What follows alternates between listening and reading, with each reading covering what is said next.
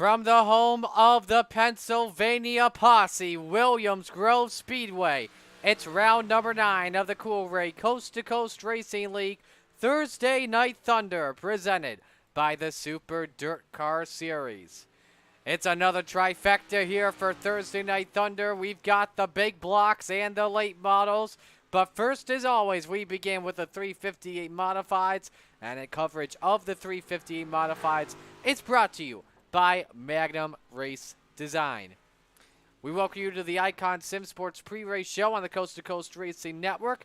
Icon Sim Sports, the official sim racing chassis of the Coast to Coast Racing League. For more info, check out iconsimsports.com. Good evening, friends. Marty Sakala joined alongside by Nick Vickery.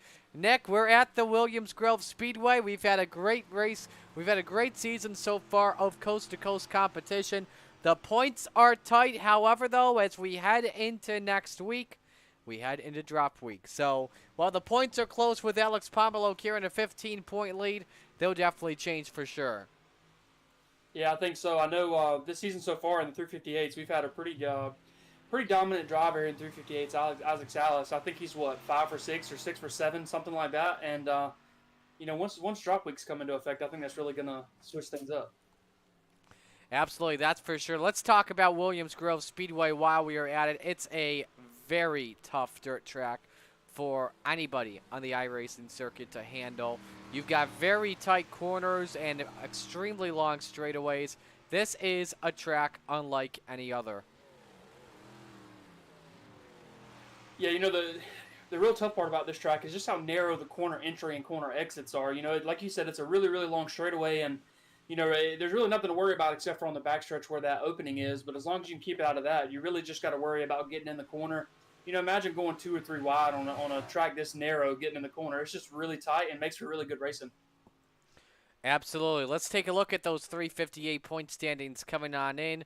Point standings are brought to you by the Pitside Podcast. Alex Pomelo with a 15-point lead on Brian Lawson, 526 for Pomelo. Isaac Salas with 5 wins, 482 points. Zach Chapman is 4th at 481. Brandon Templeton is 5th with 472. ABR Setup Shop qualifying underway here at Williams Grove Speedway. First driver that we'll see take time is the driver of the number Icon Sim Sports 31. That's Brandon Templeton.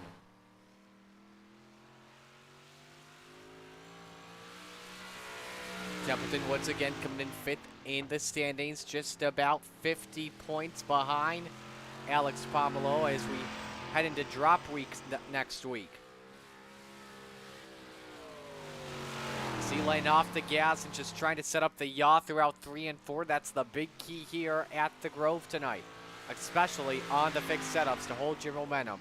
Lap 1 for Templeton goes 21-22. Anthony Morano looking at a quick time alert. He goes second while Jeff Barker goes to the top, but Nick Vickery takes it to the top at a 21.124.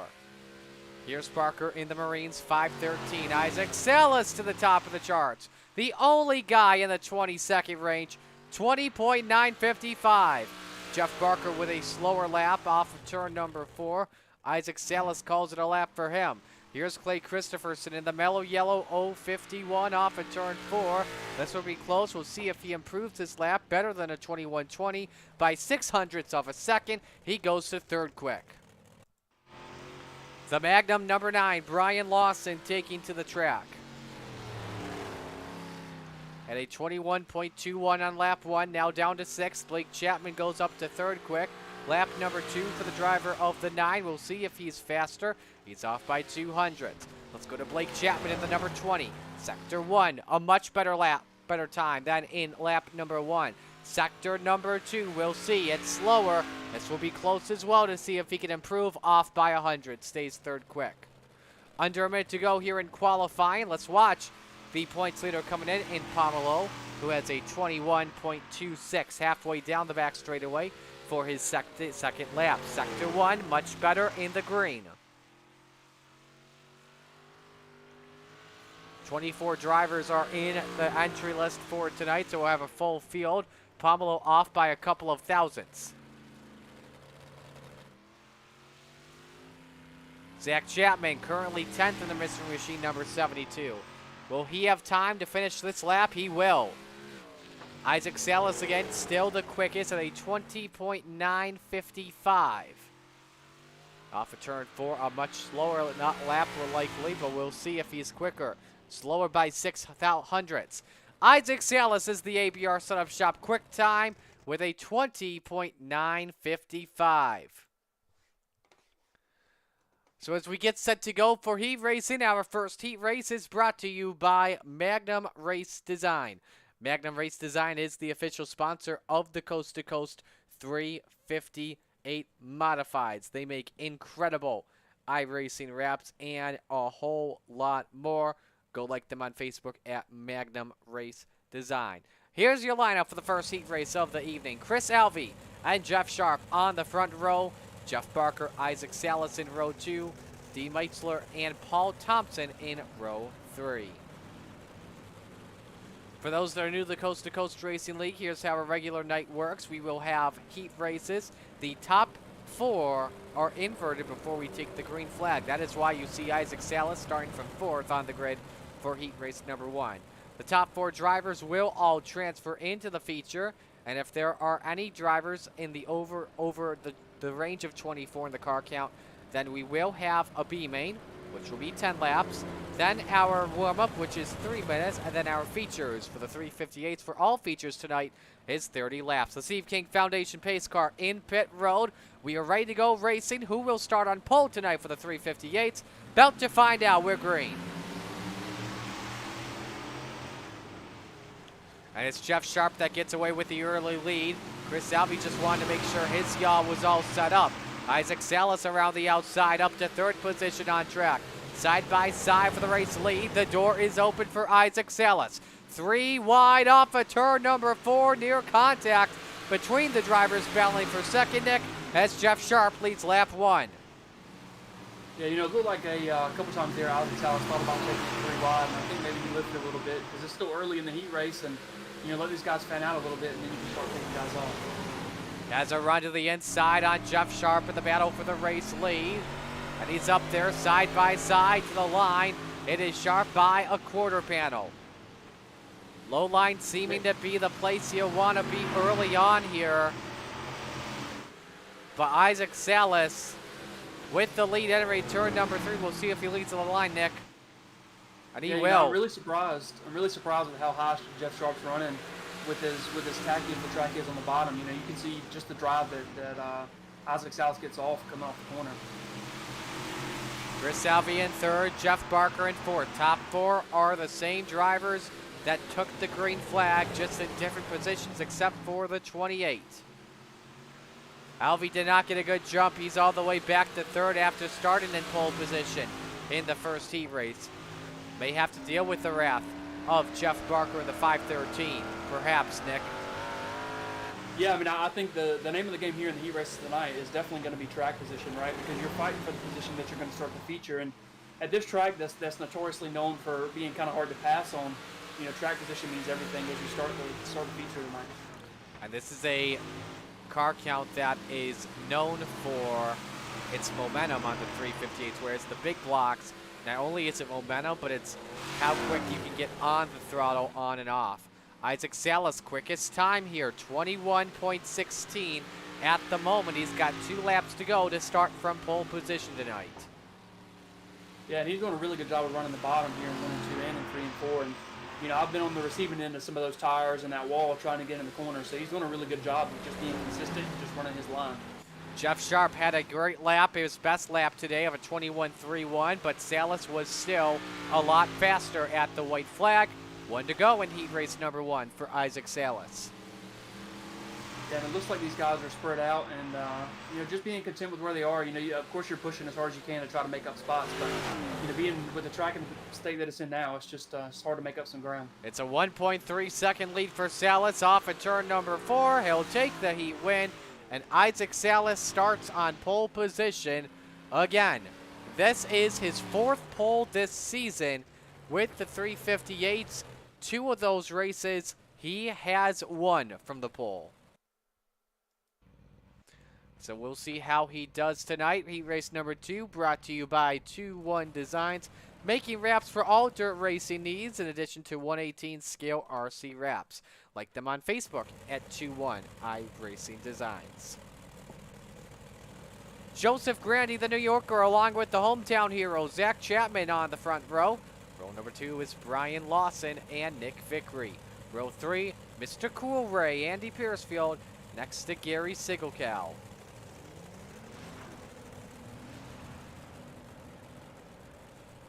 Drivers tonight following the Steve King Foundation pace card. The Steve King Foundation was formed to help the dirt track racing community across the country by providing financial assistance to drivers, pit crew members, race officials, track ops personnel, or the immediate families of those individuals who suffer serious illness, injury, or death.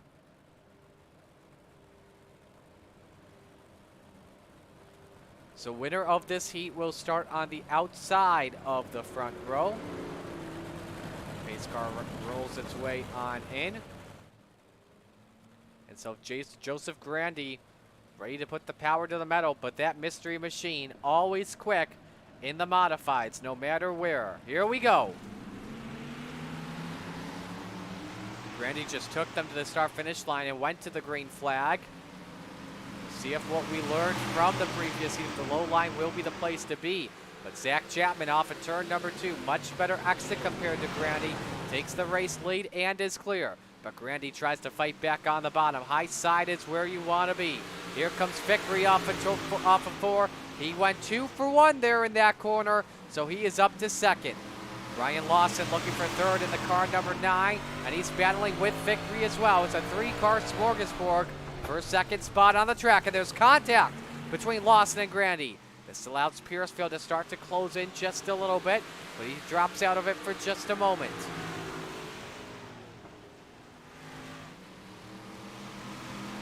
Lawson tried to send it, didn't get a lot of yaw in the corner compared to Joseph Grandy. We'll see what happens. Zach Chapman, Nick Vickery, meanwhile, even laps, 21:35. Chapman, though, in the thousands, has the best lap in this race.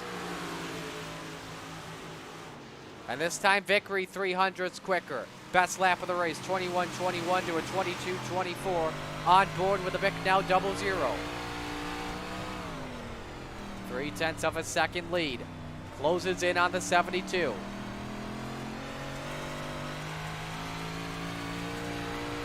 Cross flags are up, halfway down, 4 down, 4 to go.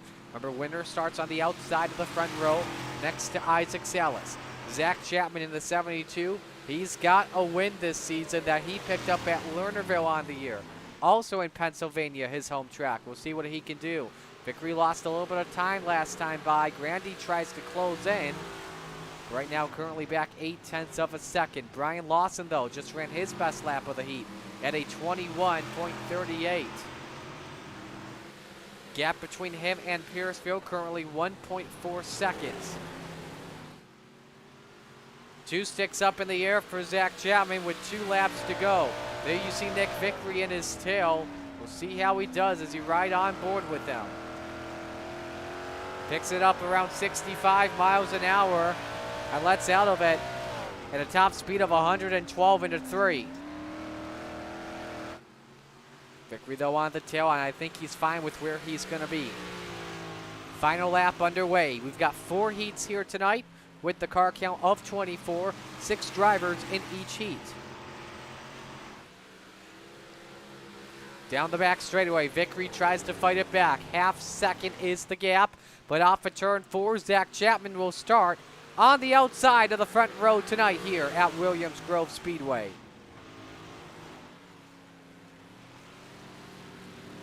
What'd you think of that race there, Nick? Yes, I don't know. We'll have to see how the feature turns out. You know, the track state's wearing in pretty quick. You know, it's already pretty slick out there for it only being the second heat race. And, you know, we saw in the first heat race that the guys were running the very, very bottom. And there in our heat race, the guys that started on the outside of the front 2 rows, they were the guys that, you know, brought home first and second. So we'll have to see how the night kind of transpires and how the track wears in. Heat race number 3, sponsored by Chip Bangers Racing, an official partner of the Coast to Coast Racing League. Kevin Davis and Alex Pomelo on row number 1. Row 2, Anthony Morano and his cell phone 32. next to Blake Chapman in the 20. And row 3 is Butch Baker and Nathan Aldrich. As we set to go, let us know who you are rooting for in the chat, and we'll be sure to give you a shout out live and on the air. The Northern Bandit, hello to you, watching live on Coast to Coast Racing Network. Adam Flieger says, let's go racing. That we are for sure as we approach heat race number 3. Winner will start on the inside of row 2 tonight.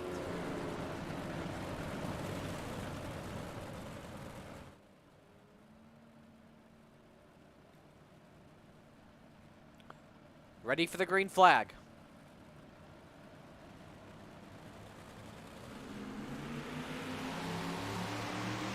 Another scattered start entering turn number 1. The low line has gotten slick. Driver's going to dust the top off.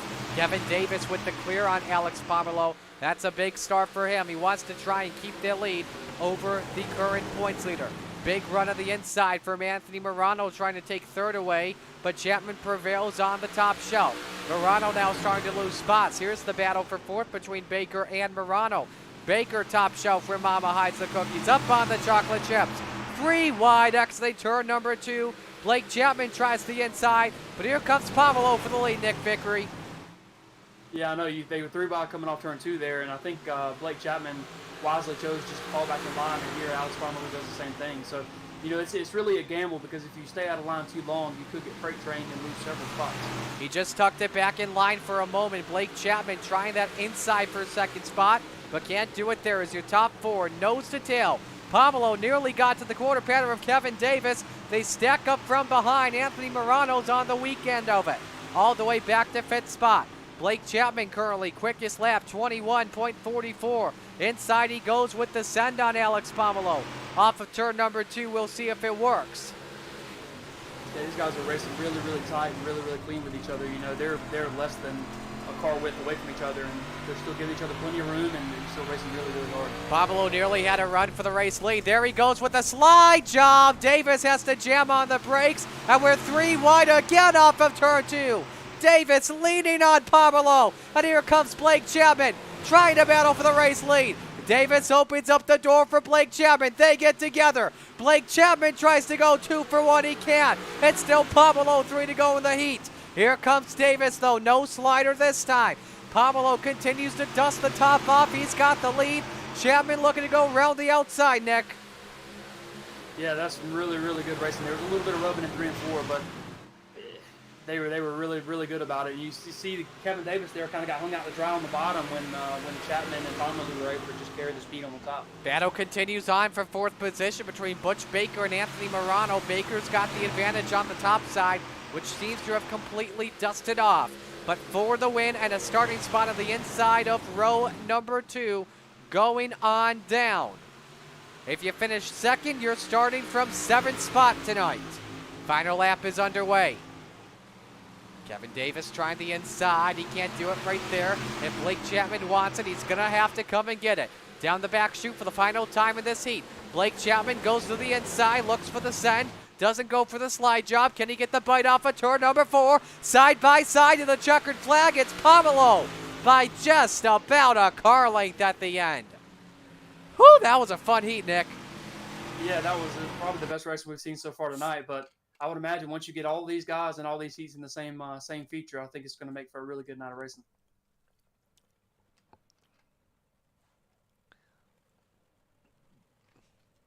Heat race number 4 brought to you by Gambler Motorsports, an official team of the Coast to Coast Racing League. Mike Vitale and Andrew Smith are on row number 1. Row 2, Brandon Templeton and Clay. Yeah, it just says Clay. I'm kidding. It's Clay Christopherson, the line. The last name a little bit too long on our end. And then row 3, D.V. Runkel and Dan McLaren. McLaren going to the rear for this heat. Yeah, I think he got into a little bit of trouble last week, and they put him in the penalty box. Only penalty we have amongst the 358s. As we get set to go green for our final heat race of the evening. No need, I believe, for a B main. We'll confirm that it gets skipped here before we go green flag racing. And as of right now, it looks like we will have a consolation. We'll see, though. As they come off of turn 4, Vitale and Smith bring the field to the green flag. It's time to get them going in the final heat race for the 358s. And that was right at the green flag. That's going to be close to see if Vitale gets black flagged. But look at Brandon Templeton. They all scatter up. Templeton tried to find a hole. It got close when he was in the middle of it. Off of turn number 2, it's Andrew Smith with the race lead. Christopherson goes over. Oh, that's the 213 of Vitale. Saves it, though, but now he's around once again. He'll start from the rear tonight.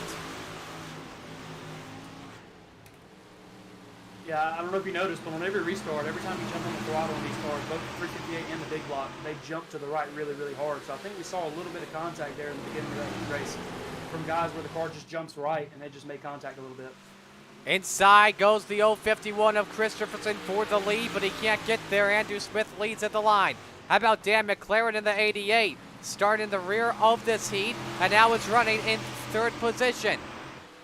Nice racing here as Christopherson has a run to the inside. He goes for the slide job and clears Andrew Smith. He goes to the point. 3 laps are complete, and Christopherson leads.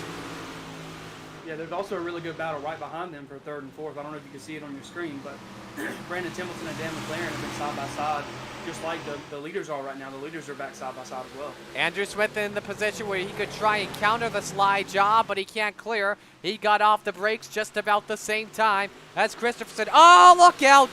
Dan McLaren got cut off by Brandon Templeton, and now, I don't know what D.V. Runkel did right there, but he just threw the elbow at McLaren. I don't know what that was all about. Yeah, my camera wasn't on and I didn't quite see what happened.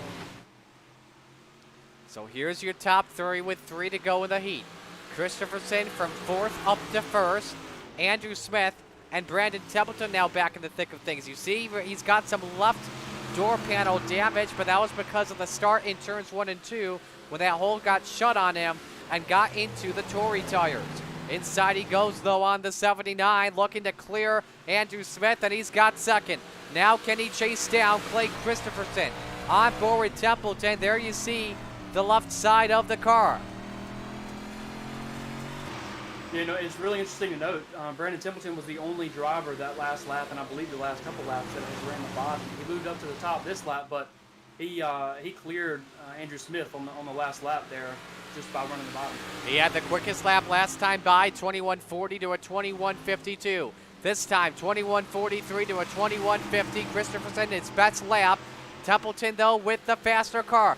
Does he have one last chance in 3 and 4? He goes for the set. He's been so good on the bottom. Can Christopherson get the bite off of turn 4? Yes, he can on the clear on Brandon. And Clay Christopherson takes the win in heat race number 4. The drivers have been very impressive so far tonight, that's for sure. So no consolation, no B-May, and we'll get you right now to our Oshweekend Speedway warm-up watch. Want to give a big hello, by the way. I don't think he's watching, but a big hello to Glenn Stars and a big congratulations to him. He owns a sprint car team in the Coast to Coast Racing League. I should say sponsors Jeff Flero. Announced that he's going to be going NASCAR Penny Series Canadian Racing. That'll be a lot of fun, and we'll also see him, of course, at the Oshweekend Speedway this August when, for the first time this season, the NASCAR Penny Series races on dirt. They were supposed to do that in 2020 and 2021, but they got canceled due to the COVID-19 pandemic.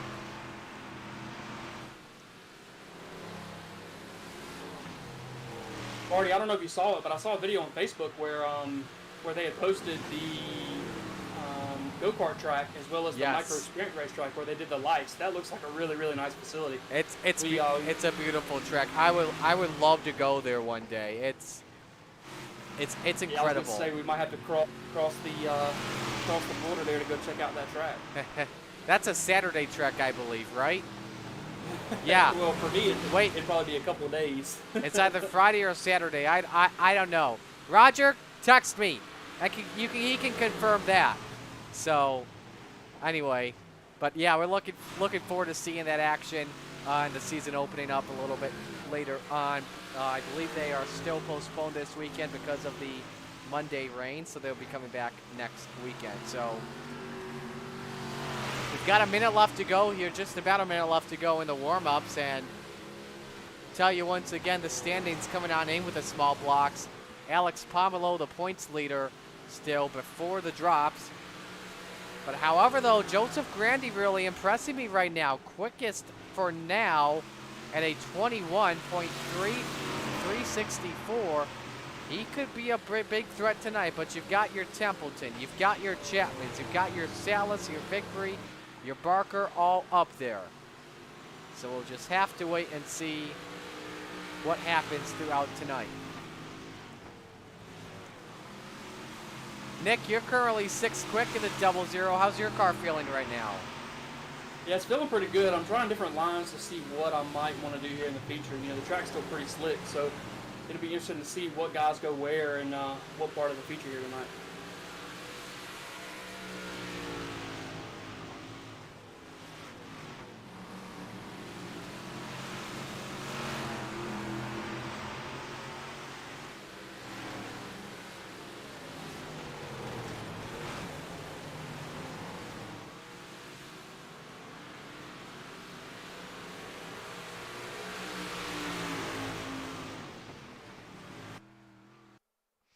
Checkers are out on the warm-ups with Joseph Grandy, the quickest.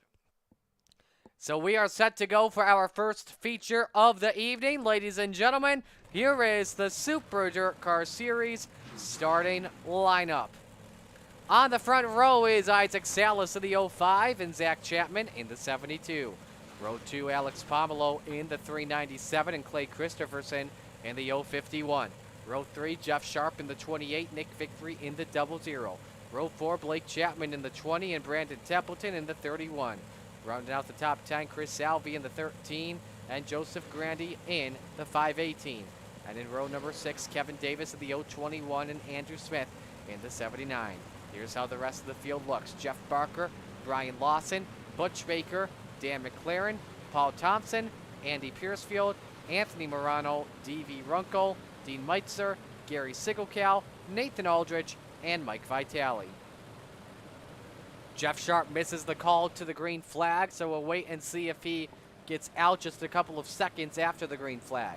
The start tonight brought to you by Dylan Westbrook Racing. Third place finish for him at Outlaw Speedway last Tuesday. Well, we're set to go racing here at Williams Grove Speedway. A pair of contenders on the front row. The first feature of the evening is about to go down. We're green.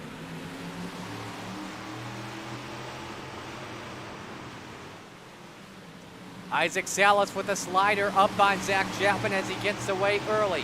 Then you've got Alex Pomelo running in 3rd spot. Blake Chapman in 4th.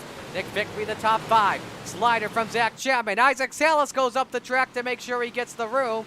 But Chapman a little bit too much on the send as lap number 1 is led by Salas. Inside for 3rd spot goes Alex Pomelo in the 397. See if the styrofoam throwback can get that done off of corner number 2. Inside line showing the advantage early on, but once we get to a long run, high side will be the place to be. Off the corner, still side by side trouble. Joseph Grandy is around. Yellow lights are on. D.V. Runko also involved in car number 06. We're hearing Butch Baker as well got a piece of the action too.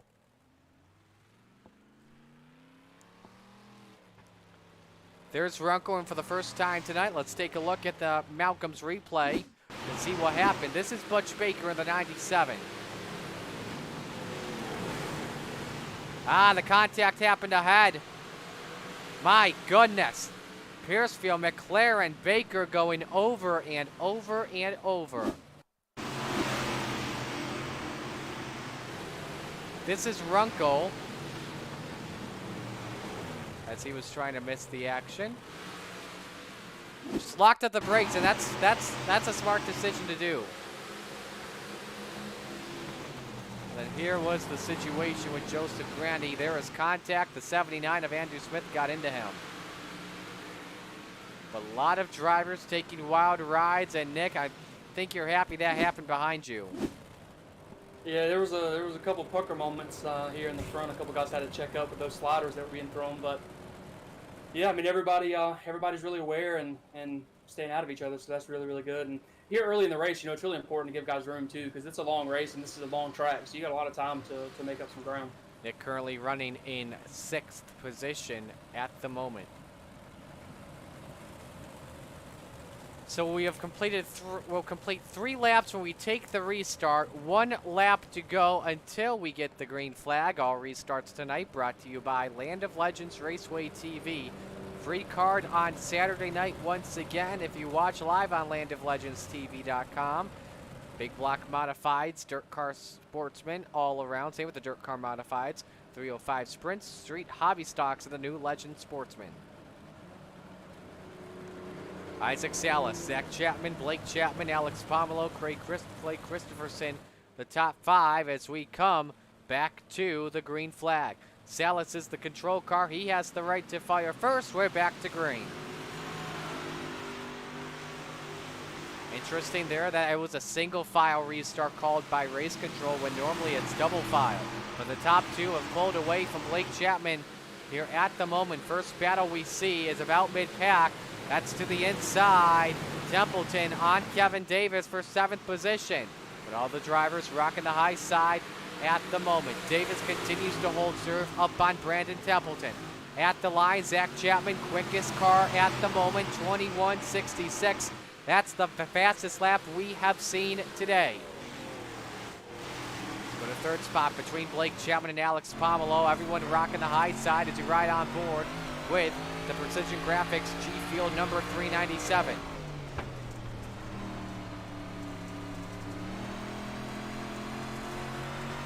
Sun's starting to set here at Williams Grove Speedway. Likely could be a big issue. Caution is out. And we got more trouble. And I mean more trouble. Anthony Morano, Gary Sigelcow, D.V. Runkle, Joseph Grandy, and I think a whole lot more than that. Take a look at the Malcolm's replay to show you what happened. Wreck started in turns 1 and 2. Let's see if there's contact. Oh, big send from Sigelcow, a bad send. And the high side just stacked up from behind. What happened to Butch Baker? How was he able to get involved in this one?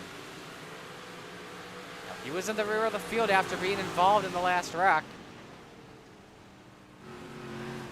Oh, Grandy got into the 213 of Vitali, and that's what led to that stack up from behind.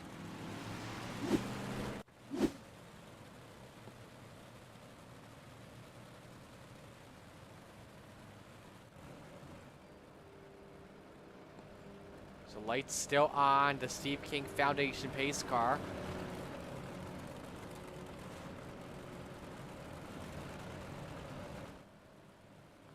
As we continue on here. Nick, how's your car feeling right now? Currently 6th quick. I don't know. It feels pretty good. The top line is definitely fast. I did try to run the bottom there in 1 and 2 and felt like I lost time. And then I ran the high in 3 and 4, and my spotter come over and told me that I was the fastest lap I had ran all race. So I really don't know where the track's at, to be honest. And if, just like we saw in the heat races, if you stick your neck out there too far for too long, you could get passed and then get freight trained. So definitely want to be careful of that.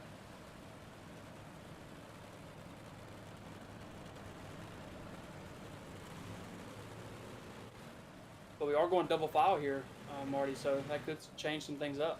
This is going to be a fun one. The restart once again brought to you by Land of Legends Raceway TV.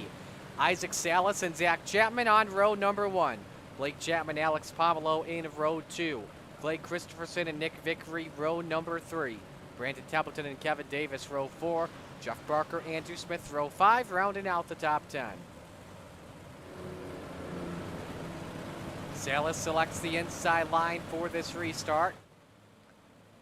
We'll see if the outside line has an advantage and if Blake Chapman is in a disadvantage. Salas fires, we're back to green. Nice match from Zach Chapman as well, not to lose too much time. We'll see where Blake Chapman ends up in all of this. This could get interesting. He's up to 3rd though on Alex Pomelo. So the low line works for him on the restart and he gets the clear. Let's see what happens behind meanwhile. That's Christopherson on the bottom inside of Brandon Templeton. And we got a big wreck behind. Andy Piercefield has gone around along with Nathan Aldrich. This will be a single file restart coming up. as we did not go across the start-finish line. We'll take a lap off, though, but once again, single file restart. We did not complete that lap. See what happened to Andrew Piercefield.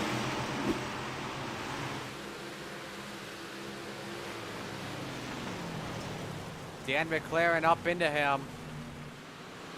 And into Nathan Aldridge. Remember, he's got to be careful as well because he had a heat EOL. We'll see if that leads to any further penalties or what. Let's ride on board with Nathan Aldridge.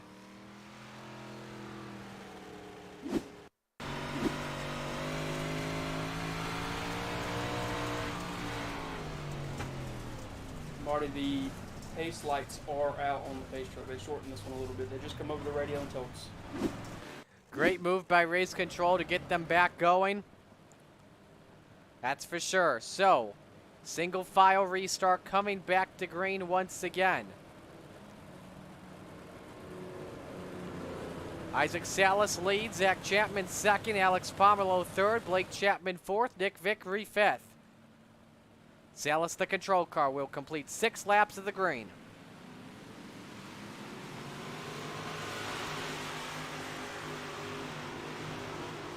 First guy to the bottom, Blake Chapman once again. The bottom worked for him last time in turns 1 and 2. This time it doesn't. Can't gain or lose anything.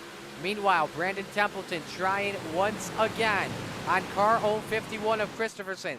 Vickery all the way up right next to the wall. Lost some time for just a moment. He's watching a good battle from behind.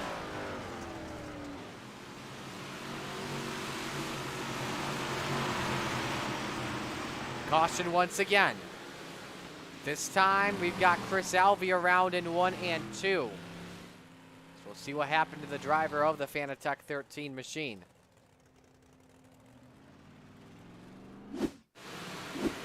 All replays tonight brought to you by Malcolm's Mills Mill Writing, based in Oakland, Ontario, Canada, an official mill contractor. Okay, that was like the strangest spin ever. He must have hit an obstacle that led to a lot of netcode. Let's see if we have an aerial shot that can show us.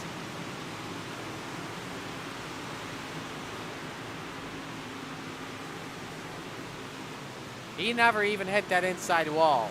And here's better proof here with the onboard of Alvey.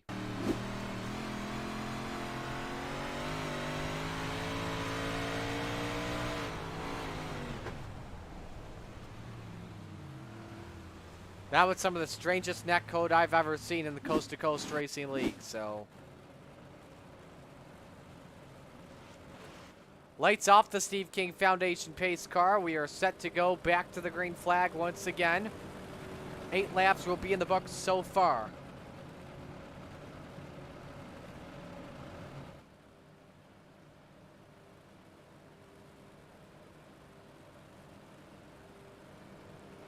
Salas, Zach Chapman, Pomerleau, Blake Chapman, Vickery 1 through 5, Christopherson, Templeton, Kevin Davis, Jeff Barker, Andrew Smith, the top 10. Salas, the control car. Here we go, Land of Legends restart.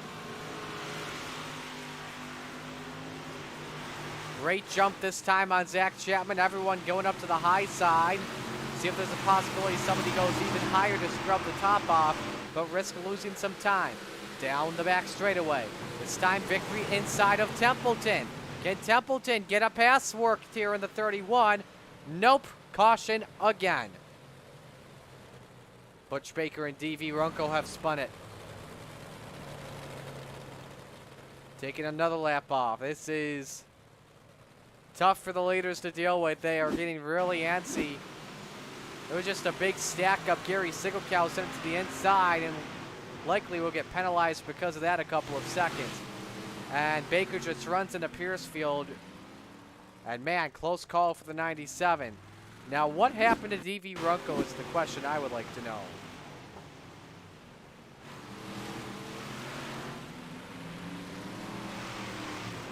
He ran into the back of Gary Sigelkow. Now, when you have cautions like this, you tend to see some antsy drivers. Cough, cough, the Rebels division.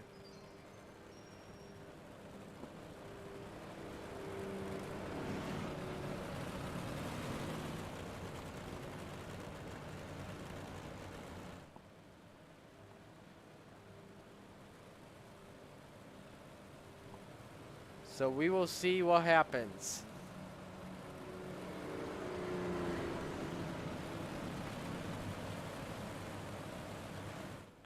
Pace car is in.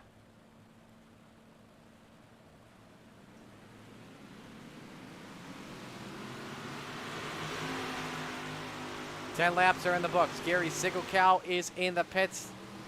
Something tells me he has parked it for the evening.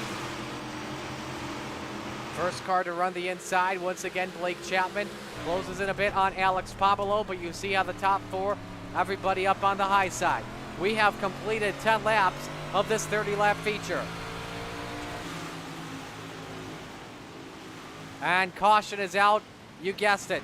This man stopped on the track to let the leaders go by to prevent action from happening. He could have waited on the pit exit, however, though, it will slow the field down once again. Remember, he was serving a penalty for passing on the restart. Normally that's a 5-second penalty, but it's been decided to come into the pits. You see, just you know what? He may have come out a little bit too hot and realized it. Just didn't want to cause a big wreck amongst the leaders because they were coming now. If he stops there, there will not be a yellow flag at all.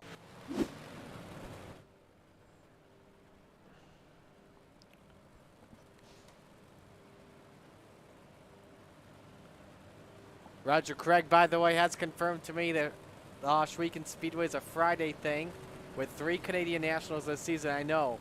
I'm pretty excited for it. And I hear the track is so wide, they do a 5-wide salute. So, Marty, I obviously not taking anything away from Schweeken because it's, from everything I've seen, all the pictures and all the work they're doing this offseason and over COVID, but I saw something for the first time at the Colossal that I've never seen, and I go to World Finals every year, but they went 6 wide at the Colossal for the late model race. That's incredible. The start of the feature, it was pretty crazy how close those guys were. Set to go back to green. 19 laps to go in the Land of Legends TV restart. Salas ready to fire.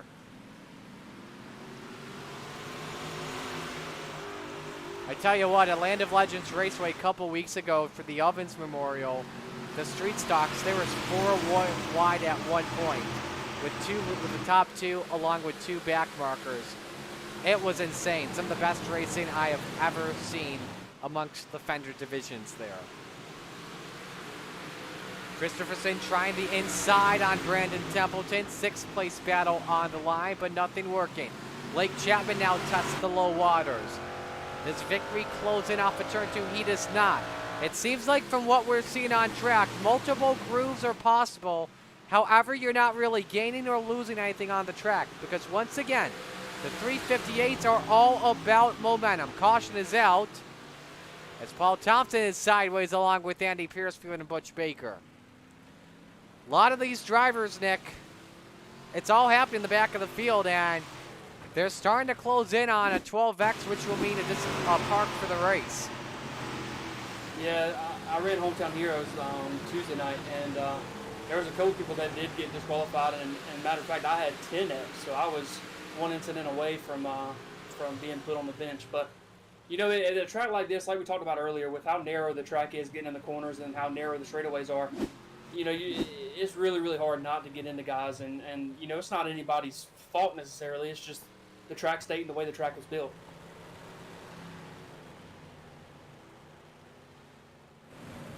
Field cycling through. So 14 laps are currently in the books. So I should say 13 laps right now. Will be 14. We'll come back to the green flag. We'll see if race control decides to turn the lights off, and they do. We'll go 1 to green. And a single file restart. And again, and of course, and I'm sure you're all aware of the time right now, 7:47. This is just to hurry this up because we've got the big blocks coming up at the top of the hour at 8 p.m. Land of Legends TV restart. They are the sponsors of the big blocks, by the way, coming on up. Salas, then Zach Chapman, Pomelo, Blake Chapman, and Nick Vickery. Here we come back to the green flag. 1 lap away from the halfway point.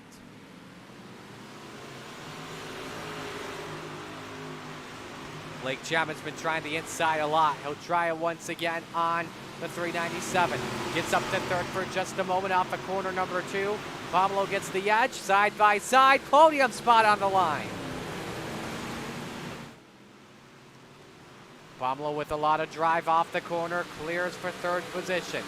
You want to be low on the entrance and high on the exits. But now Blake Chapman's going all the way down low. This could open up one man, and that is Nick Vickery in the 0-0. Battle for fourth could be taking place in just a moment. Everyone, though, still up on the outside. Nobody really taking any huge risks on the bottom. There you see Andrew Smith on the inside of Brian Lawson. Smith trying to rebound from a crash earlier on in the race, along with Nathan Aldrich. The thing is, we're taking a look at this. More than half the field has been involved in the wreck. First guy that's yet to be involved in that. Last guy on track that's not involved in the crash, I think it's this guy in Brian Lawson, currently running in 10th spot. Long run at the moment as the battle for fourth continues between Blake and Nick. One guy picking up his personal best, Dan McLaren with a 21.97. As your top three have opened up a nice gap on Blake Chapman. Find Blake for right now, and he's up to the door in the center of the corner on Isaac Salas. Play it nice and safe. Be patient. Make your move when the time is right. But you got to remember, behind you is Alex Pomelo. He likes to go whenever. And he's got a plan. He would do so in the next few laps to try and get up to second and challenge Isaac Salas for the lead. Pomelo yet to win a race this season. Zach Chapman's got a win at Lernerville. Isaac Salas with 5 dubs on the season. Plays defensive in 3 and 4. Interesting tactic by the number 5. I like that move, but it could allow Zach Chapman to close in and take a look to the inside for the race lead. 10 laps to go at Williams Grove. Doesn't go for the slide job, but Isaac Salas all the way up next to the chocolate chips. Salas clearing once again. Now Pomelo thinks about making his move. Decides not to this time. No slider for Zach Chapman, but here comes the 20. Blake Chapman is on the move, looking for third spot. Can't get to work that time. 1 and 2. Oh, he clipped the inside wall. No damage to the left front of the suspension. Still battling for third on the 397. All the way down the basement goes Blake. Couldn't get enough bite on the exit to take third spot away. 8 to go. There is lap traffic ahead. We'll get it to you when we get to you on that.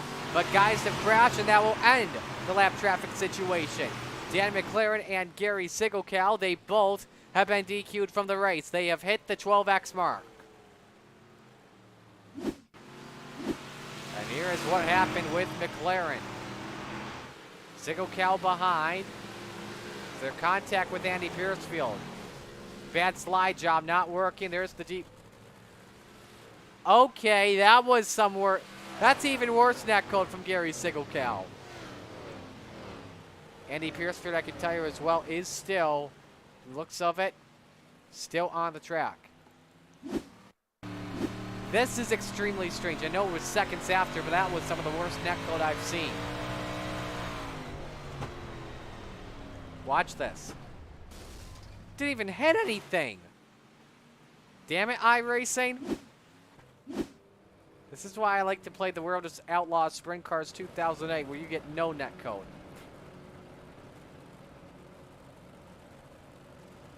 Yeah, and Marty, that's the second time this race that something like that's happened, right? Yeah, I believe so, yeah.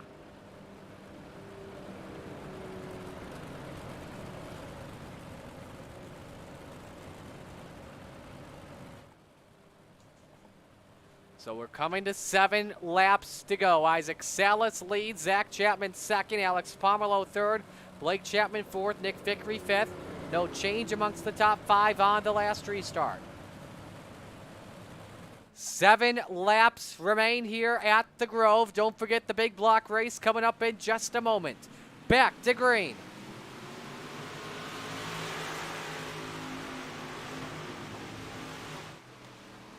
Chapman once again on the bottom, and other guys trying. Templeton and Christopherson both inside the top 10. Low side's been the place to be. You saw Chapman get a little bit squirrely in the corner as Templeton looks for 5th on victory.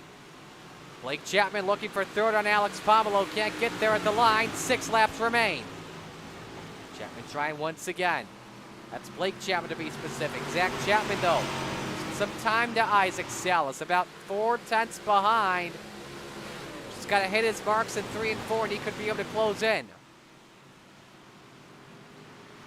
5 fingers from Barney. 5 laps remain at Williams Grove for the 358. This is far from over, though. Blake Chapman taking a look down to the inside. Can he clear up on Pomelo? Not just yet. Best chance for Blake Chapman to get up to the podium spot. Can he clear Pomelo? Get up, get up, get up, get up, get up, get up, get up. He's got 3rd. Highest spot Blake Chapman's been in today at a completed lap. He'll keep trying it and see if he can get up to Zach Chapman and try and pull off a Brennan Lacey / Stephen Goldner moment like they did last Monday at I-55. Zach Chapman, though, trying the inside. Blake Chapman, the Chapmans nearly get together. 3 laps to go. That's absolutely what Salas wants to see.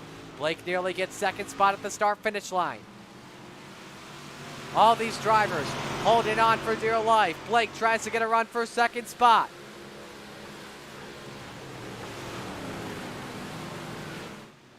Run off a turn 4. 2 sticks up in the air. 2 laps to go for Isaac Salas. He's led them all so far. Was dead even at the line for 2nd spot. Can Blake clear up on Zach Chapman off of turn number 2? Yes, he can. Not just yet. Can't get the fast to officially stick yet. He's got to get the line first to get up to P2. Off of 4. White flags in the air. 1 lap to go. And Blake's got 2nd. Zach Chapman, meanwhile, tries to fight back. Sends it into him. They get together. And cue the Curb Your Enthusiasm moment. Zach gets into Blake. And Chapman falls out of the podium. Pomelo to 3rd. But off of turn number 4. It's win number 6 on the season. Hello, podium, and hello, checkered flag.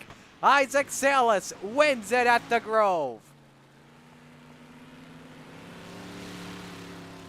Things are going to get interesting in the Chapman household, that's for sure. Or at the next reunion. I don't think they're related to each other, though.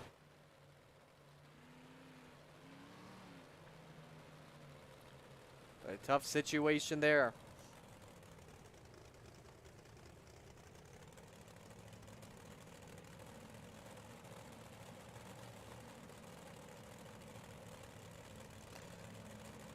So we'll talk with your top 3. Unfortunately, we don't get a handshake from Dean Reynolds, but before we do talk with the top 3, let's look back at the final lap between Zach and Blake Chapman. Nick, what'd you see?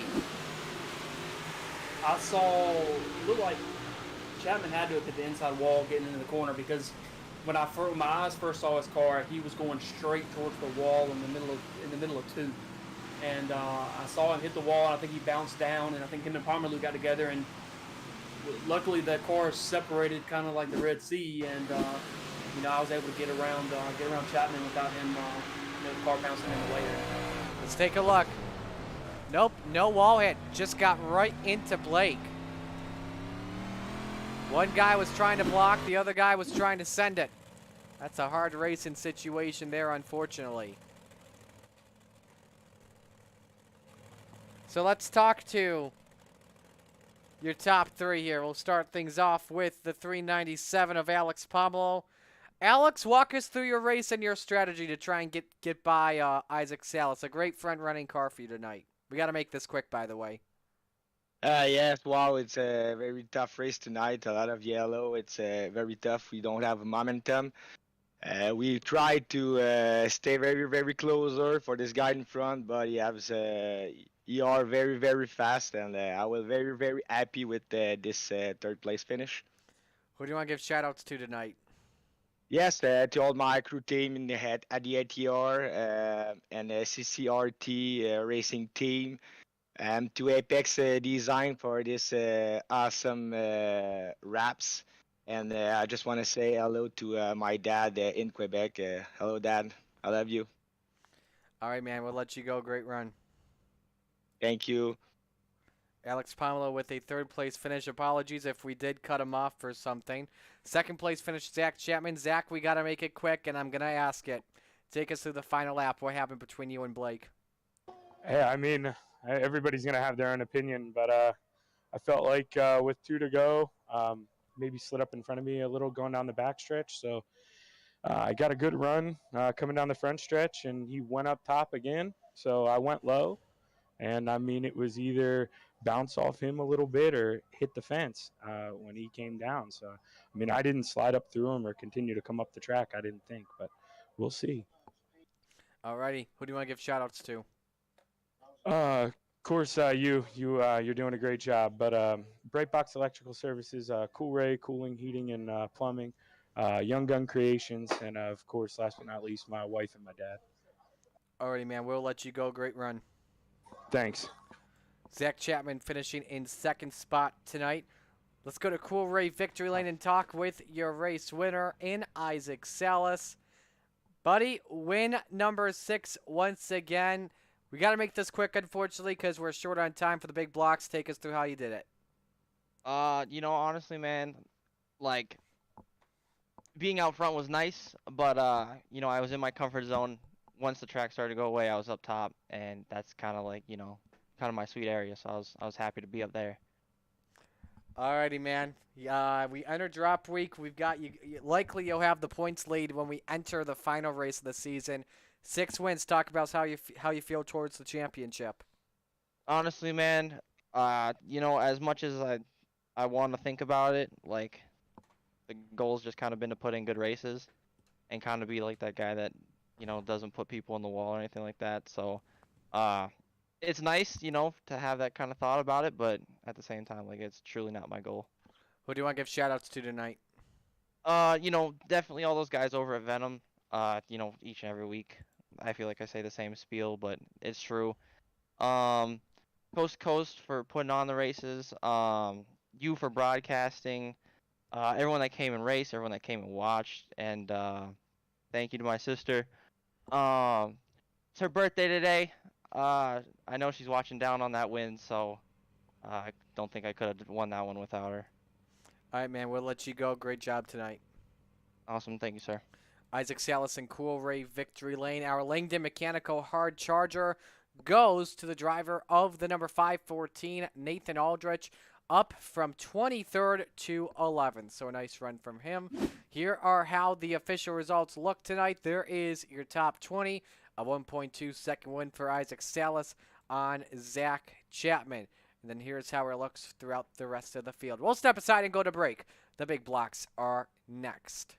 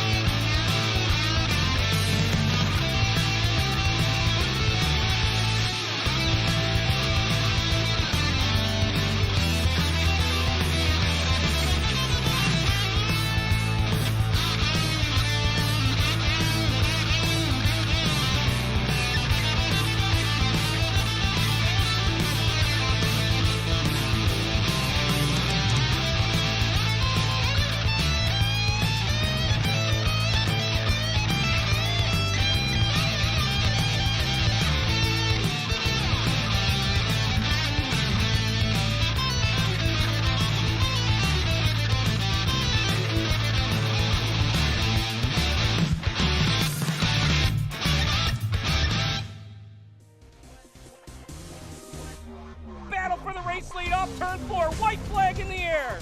Justin Hare's top shelf where Mama hides the cookies.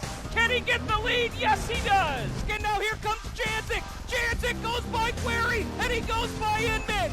Gonna drag race off of turn 4. Shepard is there, but it's Larry White at the line. It's still gonna be Pat Ward, and they make contact. Britton has broken the race car.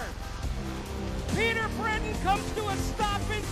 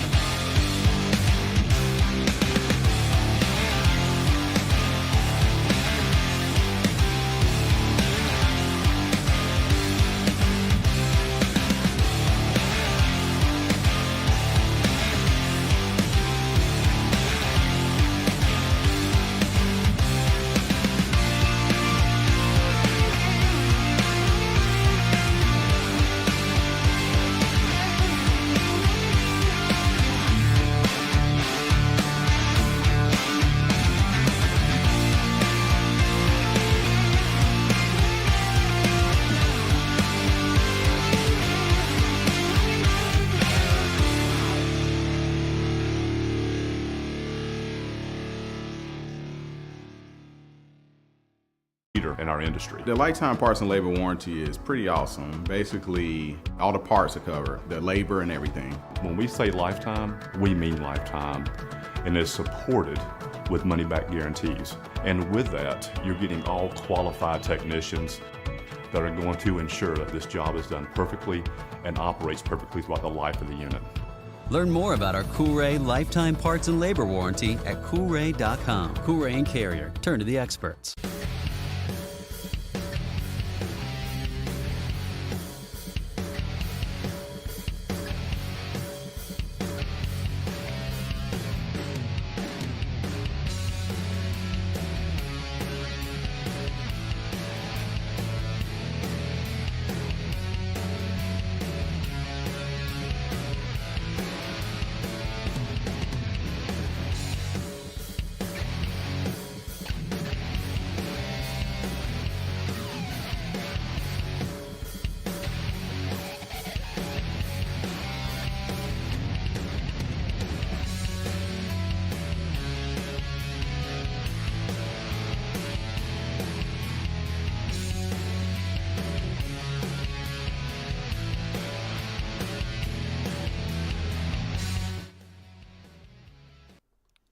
Welcome back, ladies and gentlemen, to the Coast to Coast Racing Network as we continue our live coverage of Thursday Night Thunder. We get set to go for Big Block Modified Racing, brought to you by Land of Legends Raceway TV.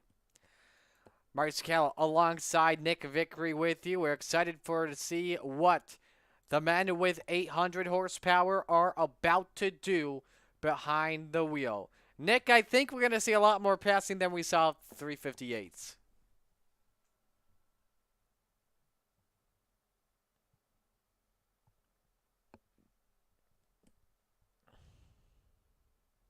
Having some technical difficulties on Nick Saban. Or excuse me, on Nick Vickery. Pardon me, I just read something about Nick Saban. So, wait. Practice continues to take place for the drivers as you're watching John Hine driving car 71. The Coolray drivers out there, John Hine and Andy Piercefield. Last week's race in the big blocks took place at USA. And man, was it an awesome one. Of my favorite of the season as Mike Schultz took home his first win in a long time with the Coast to Coast Racing League on the Premier Divisions. with Schultz. That moves him up to 13th in points despite only having 6 starts on the season. A look at John Hine, your points leader, coming in with 2 wins. This is coming down to a battle between John Hine and Zach Chapman, 539 to 518. Here's how it looks when we enter drop week next week, the 2 drop weeks we have. John's worst finishes are an 18th and a 9th. As for Zach Chapman, his worst finishes are a 22nd and 17th, so it could come down to the wire. ABR Sub Shop qualifying is underway. First driver to take to the track is the driver of the 71, the Professor John Hine.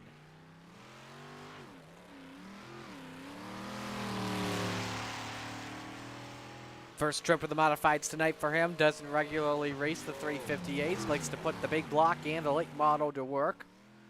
Hine coming off the late model win last week at USA International Speedway, and his first lap is underway. Look at that power. Look at the yaw. It's pretty cool to see. You could see some three-wheeling as well tonight. So let's go what we're seeing right now. Right up next to the wall, nearly tapped it. Off the corner. Dean Meitzler takes a quick time, 20.51. Jeff Sharp decides to answer back. Kevin Fry goes to second quick. Nick Vickery to the top of the charts at a 20.429. Here's Dean Meitzler in the number 49, making his way off of corner number 4. Let's see if he has a faster lap in him. He does. Is it going to be to 20.43? No, it won't. Brian Lawson takes the Magnum number 9 up to second quick at a 20.49. We'll see if he has a better lap than that. Slower in Sector 1. Slower in Sector 2, so we won't get that there. Let's go to Butch Baker in car 97. Currently 9th quick with a 20.677. Off the corner for Butch Baker. Let's see if this is a faster lap. It is not. It is slower at a 20.73. The Mystery Machine now on the track. Zach Chapman in car number 72. Zach Chapman working on lap number 1 at the moment. 6 top 5s and 6 top 10s compared to John Hine's 5 top 5s and 7 top 10s. Chapman, from the looks of it, has a slight advantage. First lap time for Zach Chapman on the boards. And he goes 8th quick at a 20.63. 30 seconds left in qualifying.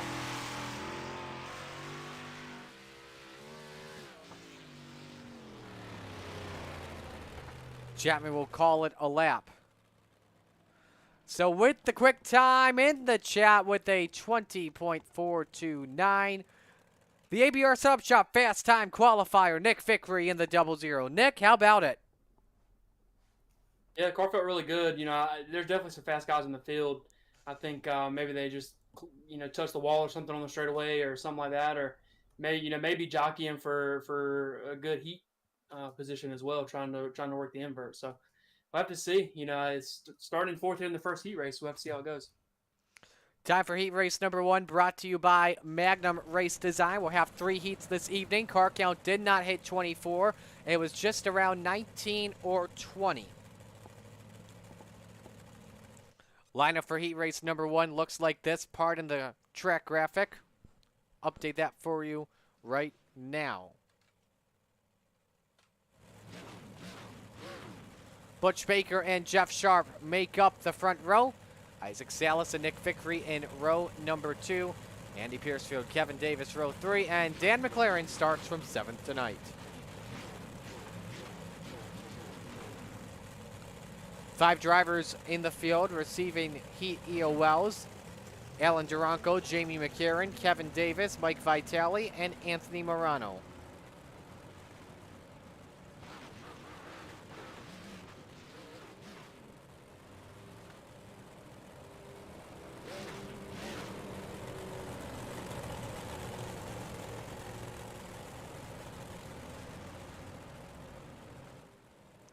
Drivers following the Steve King Foundation pace truck as the big blocks are ready to throw down. Let us know who you're rooting for in the chat, and we'll be able to give you a shout out. Roger on board in chat. Get some people in here to talk. I'm just kidding, man. Winner of this heat starts from pole position tonight. It's Baker and Sharp on the front row. We're ready to go racing here at Williams Grove. With the Beasts of the Northeast, heat 1 is green.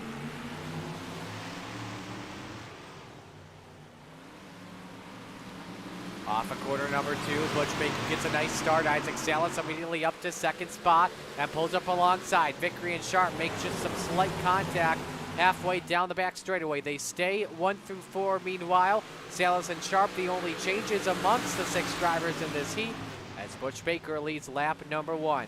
Isaac Salas tries to close in as number 5. You ride on board. There he goes. He throws the power down the back straightaway. Now eases off, closes down to Butch Baker in the Venom 97. You got Vickery trying to think about looking to the inside for third spot. Can't do it there. Focusing on for the race lead. Butch Baker did not have a good 358 modified event. Would love to start on pole position, but he's got to try and hold off this threatened Isaac Salas. What a rear end onboard we had there in turns 3 and 4. That's like the perfect time to show it, folks. And there's the bumper. Oh, Baker goes around, takes Isaac Salas with him. Oh, man. Baker on his lid, and Nick Vickery finds his way up into first. Jeff Sharp in second. Kevin Davis third. Andy Piercefield is fourth. Everybody transfers in, though, regardless of what happens. We're halfway through the big block feature. Last time by. Nick Vickery much faster, 20.65 to Jeff Sharp's 21.17. Kevin Davis running in third, Andy Piercefield fourth, Isaac Salas still in fifth position and closing in on Mr. Coolray. Vickery just ran his best lap of the heat at a 20.57. The quickest lap overall. He's just about 400ths off. 2 to go. Vickery looking for pole position.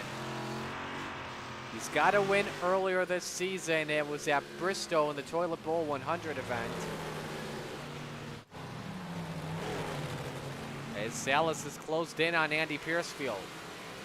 Final lap, though, is underway. We'll see if Salas can gain up 3 more spots in the starting lineup. Up there with Mr. Coolray and Piercefield. Be tough to get 4th position now. So still try it though, but off of turn number 4, Nicholas Vickery in the Spartan Racing 00 on pole position tonight. Piercefield beats Salas to the line by 0.6 of a second. No B main tonight for the big blocks once again.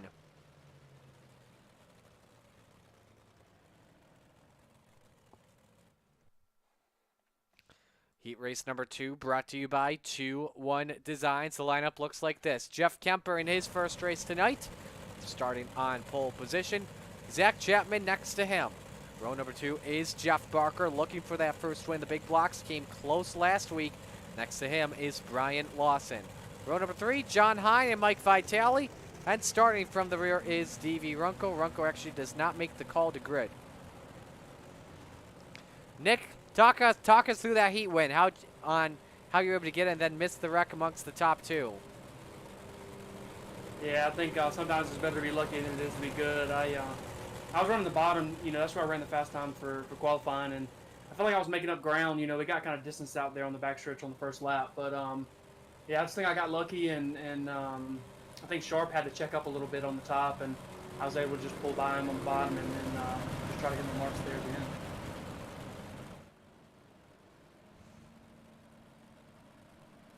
Ready for the green flag. Winner starts on the outside of the front row.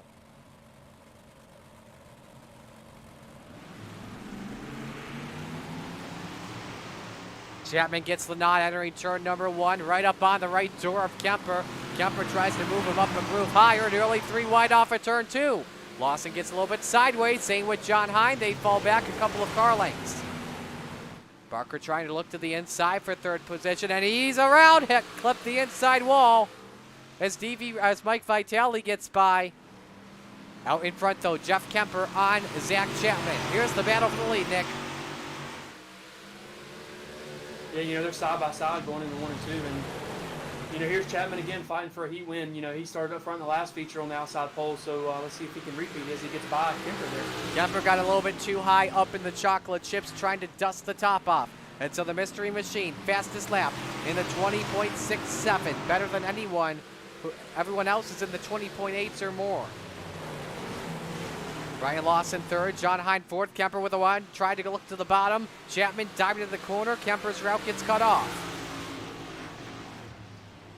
Yeah, you know, it's with the track the way it is right now, you know, it's just changing really, really fast. You'll see guys, I've been watching John Hine, and you know, he gets up top trying to get a run coming off the corner, but there's just still a lot of grip down there on the bottom. Kemper again with the run, they nearly get together. The 181 gets off the gas and pumps the brakes just lightly. Stays back in second spot, trying to find a way to make his move. Tries to go around the outside. Chapman shuts the doors. We're halfway home through the heat. Let's go behind them, though.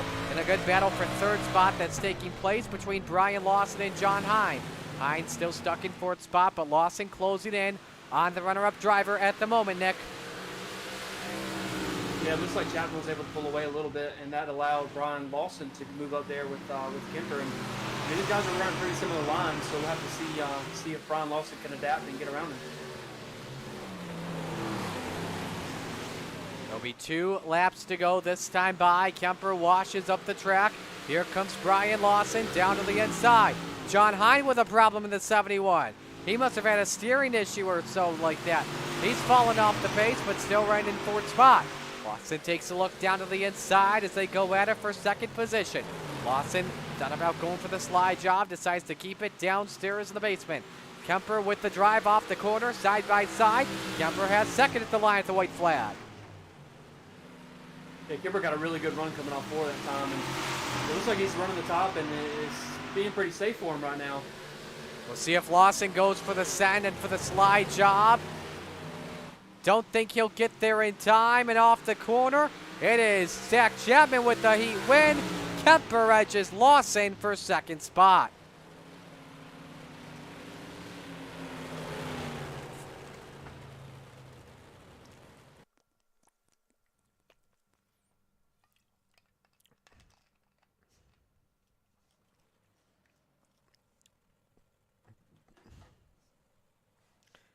Third heat race tonight, our final heat race for the big block modifieds are brought to you by Chip Bangers Racing.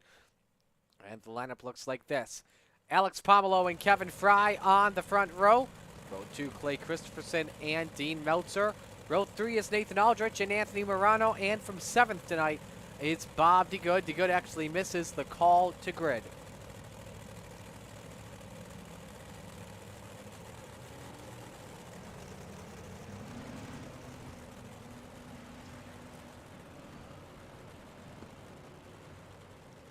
Winner will start on the inside of row number 2.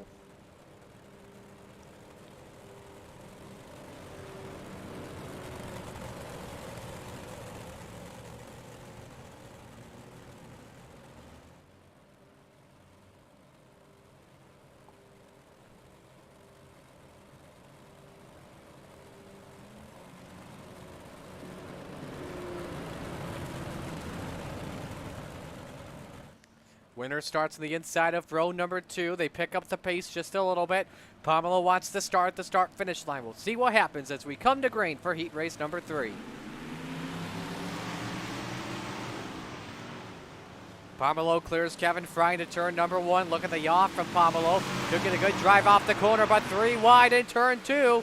Fry and Pomelo side by side for the top spot. Fry puts the slider on Pomelo. There's some bumper-to-bumper contact. They keep him straight. It's a stack up though, but the Flying Fry leading lap number 1. Here comes Christopher. Does he look to the inside? He does not. Dean Meitzler looks to go around the outside for third position. Will that stick for car number 49? It won't just yet. Christopherson clears, entering turn 3, Nick. Yeah, you know, these guys are getting really aggressive really early. I think we've seen in the first 2 heat races that if you're going to make a move, you got to do it early, because once you get single file and once you start stretching out, it's just that much harder to make a pass. Oh, Christopherson sideways. Contact with Meitzler. They save it, we stay green. Morano down to the inside, and he keeps fourth spot. Battle for the race lead is underway. Tries down low on Fry, nothing working. Fry with a drive off the corner. Pomelo trying once again down in the basement. Look at Kevin Fry three-wheeling it in the center of 1 and 2. Pomelo trying to find anything he can do. Anthony Morano, meanwhile, in fourth spot. Just ran the quickest lap of this heat at a 20.76. From the first to fourth, they were running 27s to 29s. That is how tight it is. This time at the start-finish line, we see 28s to 21s. You know, Marty, it's interesting to note that Morano, when he ran that fastest lap of the race here, he was running the bottom. So, you know, a lot of these guys are running the top, but that just goes to show you that if you can hit the bottom, it's still really, really fast. 3 laps to go in this heat. Still Kevin Fry leading, followed by Alex Pomelo, Clay Christopherson, and Dean Meitzler. All the drivers trying to run up on the outside. We're seeing it slickling up a lot more in 3 and 4 than in turns 1 and 2 from the looks of it, Vickery. However, though, still a nice track, though. It didn't get slick like a lot. It did a lot in the 358s tonight. Yeah, I think coming feature, I think it'll probably be pretty close to what it was in 358s. But here, remember, there's also a few less cars in this one than there was in the small block. So we should see. It looks like the track is going to carry over from what it is now all the way to the feature. So I think as we go through the night, the track will just continue to get worse as we are on the white flag now. Battle for what could be a 6th place start in tonight's 30-lap feature for the big blocks. Clay Christopherson versus Alex Pomelo. They get together. Christopherson up the track. They hook. They go around. Morano takes second. Meisler third. Aldrich somehow comes home in fourth as Kevin Fry wins the heat race. Oh, boy. These two had they had 6th and 9th wrapped up. Instead, they'll start 15th and 18th. Oh, boy.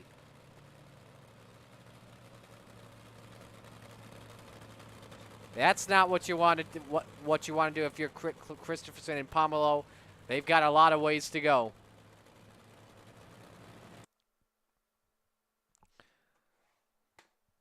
Time for the Oshweekend Speedway warm-up watch. The drivers will get onto the track for 3 minutes of fun-filled action. Something that we did not mention. We mentioned, by the way, Nick, while we were at the top 2 in points, John Hines, Zach Sherman, how they're close to each other. But watch out for Alex Pomelo. 3 top 5s and 7 top 10s. His 2 worst finishes of the season are a 22nd and a 10th. That's one thing to keep in mind. As for Brian Lawson, a 17th and 13th, but has an 11th place finish. This seems like it's going to come down to a 3-car battle to the end of the big block season once we enter drop week next week. Yeah, you know, and as we get into drop weeks, you know, really the only people that know how they're gonna fall out are gonna be the guys that are you know, admin in the league, because guys that are racing, you know, we can have an idea, but once the drops hit, it could shake up, you know, everything, you know, because you drop your worst finish, and you know, for guys that didn't race at all, they gain all their points for the drop week. So we'll have to see how it plays out. Like you said, you know, it's gonna be a really, really tight battle here coming into the season. Absolutely. I want to make a correction earlier. It turns out the Toilet Bowl 100 was not at Bristol. We're running it this weekend at Weed Sports Speedway.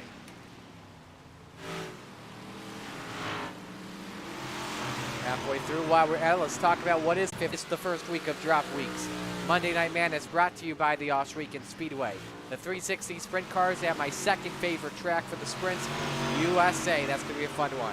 Cool Ray presents the Hometown Heroes on Tuesday at I-55 with UMPs, 305s, and 360s. Wednesday night, Hall of Fame induction night for Terry Landis, as well as Icon Sim Sports Vets and First Responders night. The 305s and the 410s at USA, and the wingless 360s at Williams Grove Speedway. Next week for Thursday Night Thunder, we're at the Weed Sports Speedway for the small and big blocks, and at I-55 for the Pro Late models in the Toilet Bowl 100. Kevin Fry currently the quickest in practice at a 20.629. There's Brian Lawson, who's second quick at a 20.89. Could be a dark horse to try and win it, but would not be surprised. The guy behind him, Zach Chapman, is third quick. Nick Vickery, fourth quick. Anthony Morano is currently in fifth.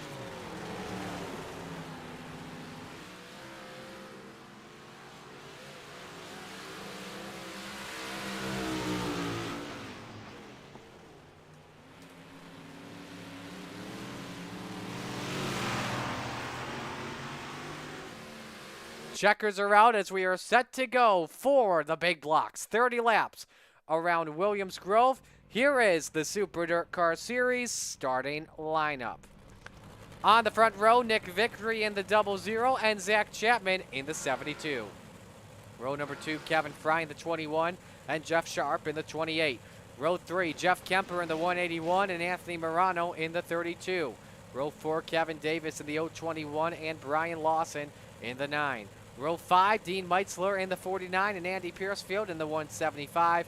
And rounding out the top 12, John Hine in the 71 and Nathan Aldrich in the 514. Row number 7, Isaac Salas in the 05 and Michael Vitale in the 213. Row 8, Alex Pomelo in the 397 and Butch Baker in car 97. Row 9, Jeff Baker in the 513 and Clay Christopherson in the 051. And then you've got Dan McLaren, D.V. Runkle, Bobby Good. 4 drivers do not make the call to grid, including Christopherson. So 17 drivers will be taking the green for 30 laps at Williams Grove Speedway. Nick Vickery on pole position. I know there are a lot of drivers that will be coming up from the rear to the front after poor heat races, so it will be a lot of fun.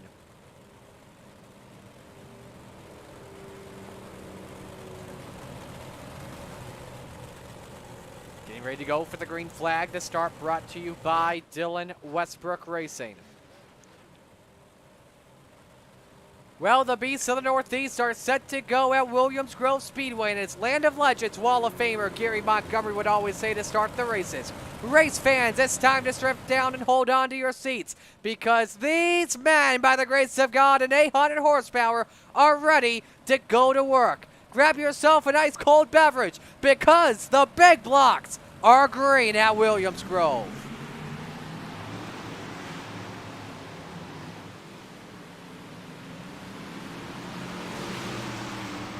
Trouble already. We're under caution. Kevin Davis has crashed with Dean Meitzler. And we think there's another driver involved, Anthony Morano. The 32. Yep, there's Anthony. And so immediately lap 1, caution 1.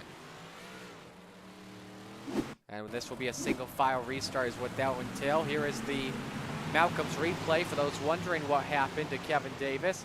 Contact from the 49 into the 21, all the way into the fencing. Now I think the next question is, how did Anthony Morano go around? We're right on board here with Anthony. He was on the outside.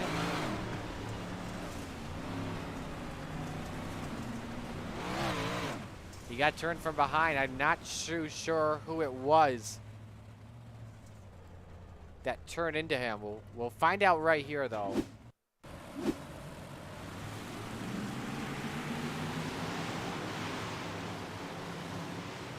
Was it the 9 of Lawson? Yeah, they just bumped. That's unfortunate.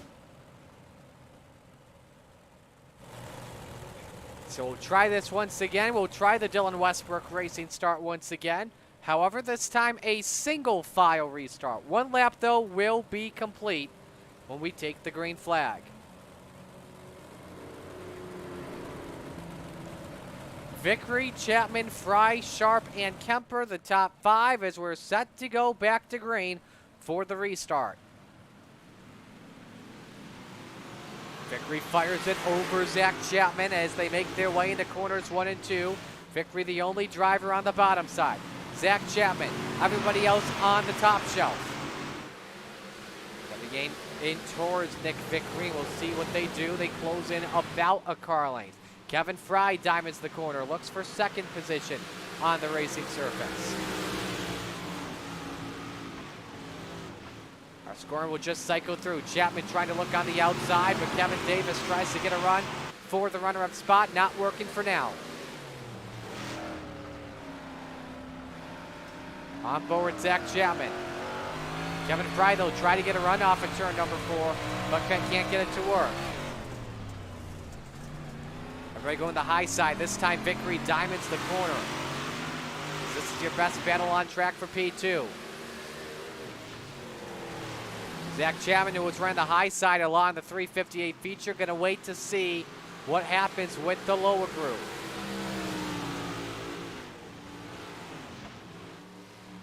But he's right there on Nick Vickery in the battle for the race lead. He gets there in the center of the corners, but then Vickery is just so good on the exits. Let's go to 4th spot as Brian Lawson and Jeff Sharp battle. Nice start for Brian Lawson despite the contact at the start of the race. He's up 3 positions early. Isaac Salas, though, currently the biggest mover, up 4 spots. Top 4 drivers, though, remain unchanged. As a run to the inside, let's see if Lawson can get it to work. He can't. But Lawson with a run off turn 4. Can he pull up to the door on the exit? He can.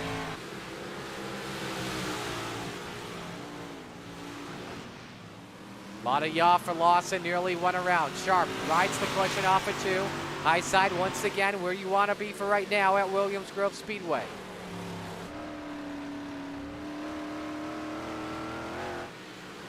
Let's go to another battle here. Isaac Salas trying to make his way up to the field. Eye contact with John Hine. That got a little bit too close for comfort. Salas gets by to take the 8th position away. Let's go back to that battle for 4th spot. Lawson with a run inside. Ooh, but I don't think he can just get it to stick just yet. He's got the bite, but just can't get enough.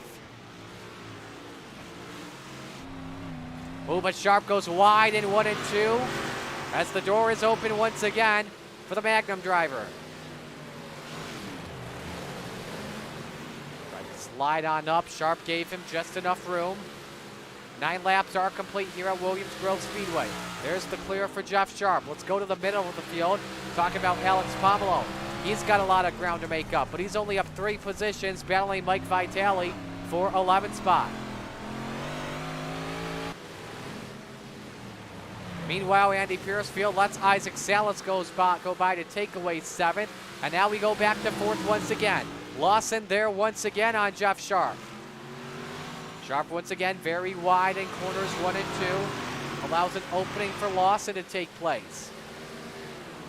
Let's see if Brian goes for the set. Keeps it up on the outside in 3 and 4, but decides to go low in 1 and 2. Just enough room for Sharp to clear Lawson in 1 and 2. Lawson just can't get it to stick. The guys have lost a lot of time. Kevin Fry is 2.3 seconds ahead of the 4th place car in Jeff Sharp. This continues to be your best balance track. Oh, look out! 1 car upside down. That's Vitale in the 213. I saw it at the corner of my eye, but wanted to make sure it was correctly, and it was.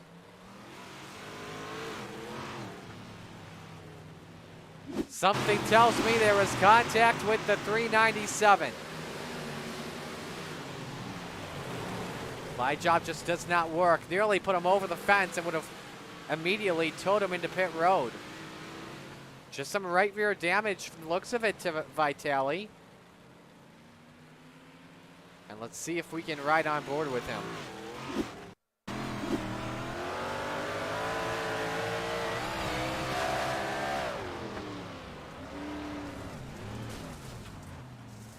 We're going to try to get another on board. We've got a left rear suspension on board we rarely use. This should give us a nice idea.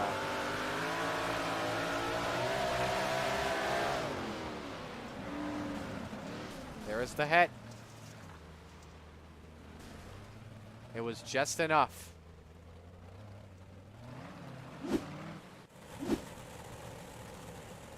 So nice long run there. That's our 2nd yellow of the race, and we should have a double file restart here to come back to green.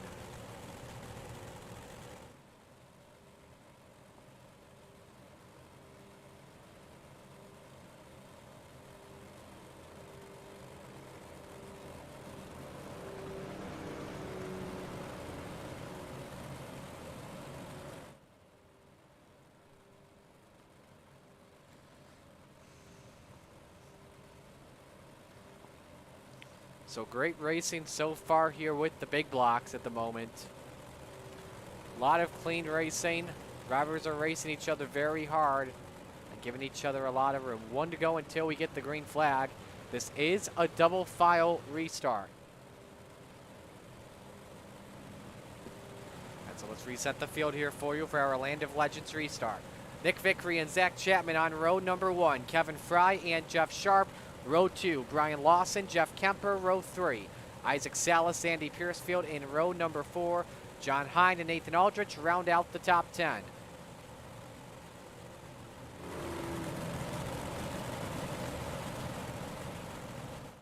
Vickery can fire anytime when he exits turn number 4. There he goes. Wasting no time and clears up on Zach Chapman for the spot. Oh, Kemper sideways a little bit. Salas threads the needle. 3 wide in corner 2. This could get interesting. He's got Lawson and Kemper as they immediately stack up. Salas just trying to run the basement line here in 3 and 4. He's good anywhere at whenever you put him in a big block modified. Some contact behind them as Aldrich and Kevin Davis decide to trade a little paint. Trouble! Lawson and Kemper get together. That was a hot battle and got a little bit too hot. Exploded in turn number 1. Here is the Malcolm's replay.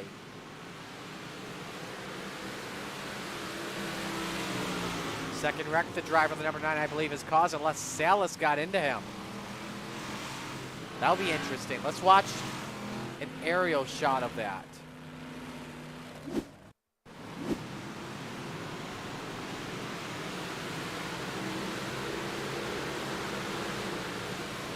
Nope, there was no contact. Lawson gets into Kemper in that situation. And here is the onboard with Lawson.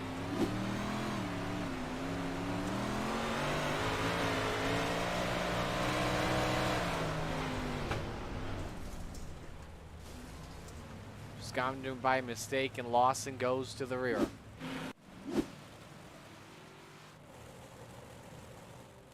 Single file restarts for the rest of this race as we are now in the second half of our 30-lap feature. Ready for the Land of Legends restart. Nick Vickery and Zach Chapman 1 and 2. Kevin Fry 3rd. Jeff Sharp 4th. Isaac Salas now moves up to 5th. John Hine 6th. Butch Baker 7th. Andy Piercefield 8th. Nathan Aldrich 9th. And Kevin Davis is 10th.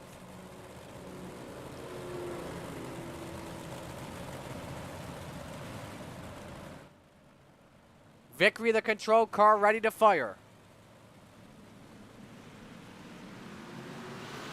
Stacked up outside of the top 4. Hine trying to look down low on Salas, but he can't do that until you take the green flag. If he made the pass, that would have been a time penalty of about 5 seconds. Kevin Fry now tries to dime in the corner. Can he get to the inside of Zach Chapman for position number 2? Chapman shuts the door, and now Chapman's trying the baby bottom.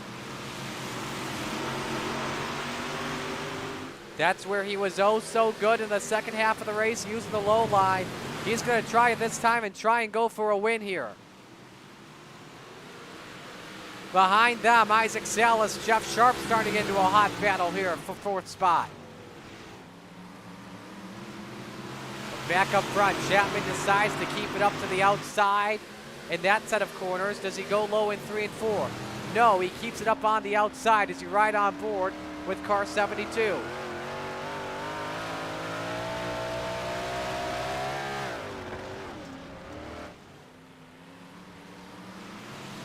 Fry going to groove lower, but he got really loose in turn 2. Loses a lot of time to Zach Chapman. Here's the run, meanwhile, for Salas to the inside. The hard charger currently of this race up 9 positions. From 13th to 4th is Isaac Salas, but Jeff Sharp's not done in this battle yet.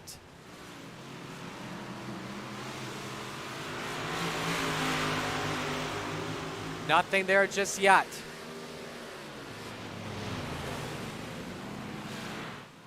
Salas playing the defensive line in 3 and 4, and now we go back to 2nd. Kevin Fry has regained his composure, but we gotta wait. Yellow is out. And we've got Kevin Davis, Alex Pomelo, and Nathan Aldrich around. Davis with a little more damage to the front end. And here's the Malcolm's replay to show you what happened. In the middle of the pack, around 8th where Andy Piercefield was. Oh my! Aldrich just went in too much. He got into the inside barrier. And Pomelo with nowhere to go. Watch him try to miss this accident.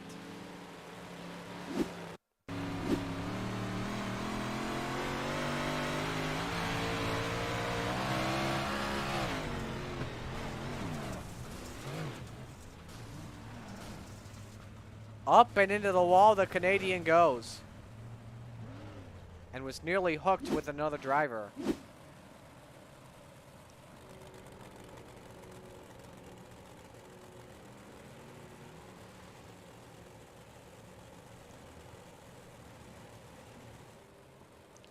Lights are still on the pace car. Don't forget, coming up next is the late model feature. Around 9 p.m. is when action begins for the Pro Late Models on the Coast to Coast Racing Network, brought to you by Chip Bangers Racing.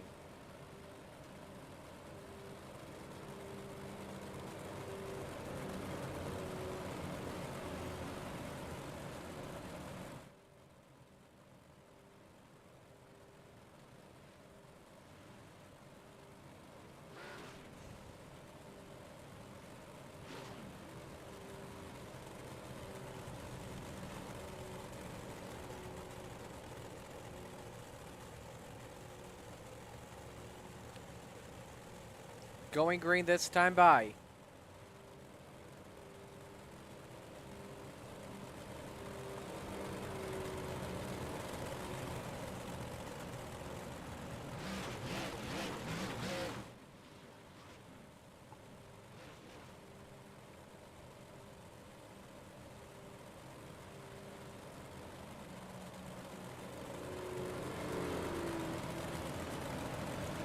Vickery leads with Zach Chapman second, Kevin Fry third, Isaac Salas fourth, Jeff Sharp rounds out the top 5. Here we go.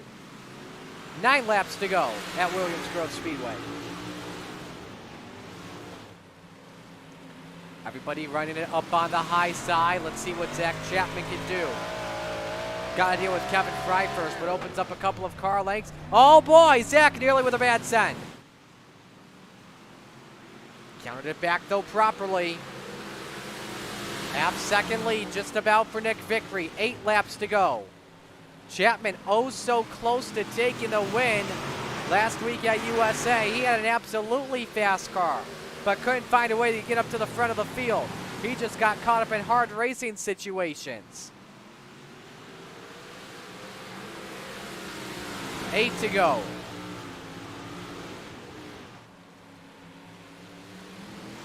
Vickery with a diamond down in 1 and 2. But Zach Chapman still trying to close in.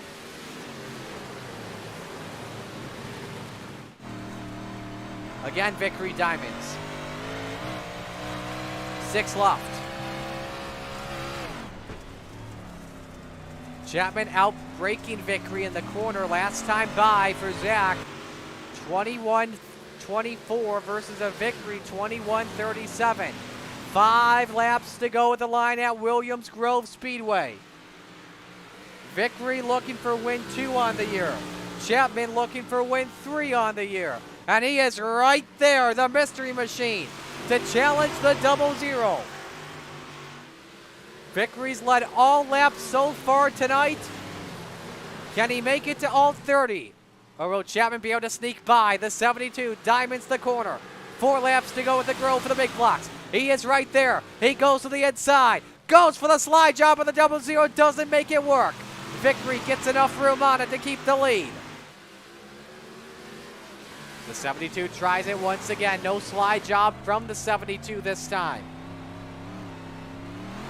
Diamonds in on corner exit. 3 laps to go. They keep it up on the outside line. Another diamond from Nick Vickery. Chapman nearly kisses the wall down the back straight. As he continues to hug the high side and is in big trouble, now losing time. It's 3.5 tenths of a second with 2 laps to go. Mike Vitale has crashed, no caution, we stay green. Zach Chapman now faces the wrath of Kevin Fry, and now the caution comes out. This time it's Alex Pomelo, and Brian Lawson has gone around.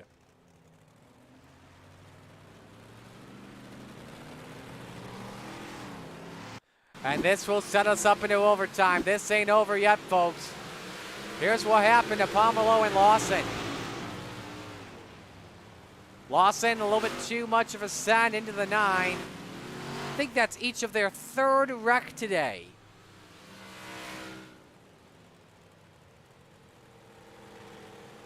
And they were in the Andy Piercefield area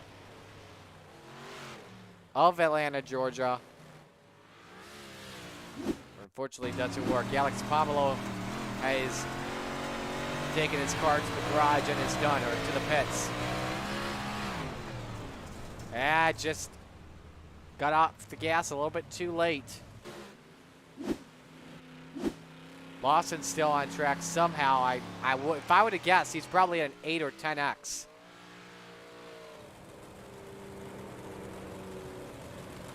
And so now we set up overtime. 2 attempts at a green-white checkered. If we don't take the white flag, and a yellow flag comes out before the white, we'll do it one more time. But if a yellow comes out before the white on attempt number 2, this race is over.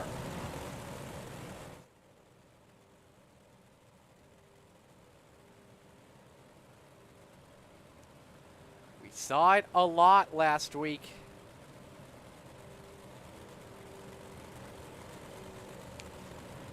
At USA International Speedway. 1 to green.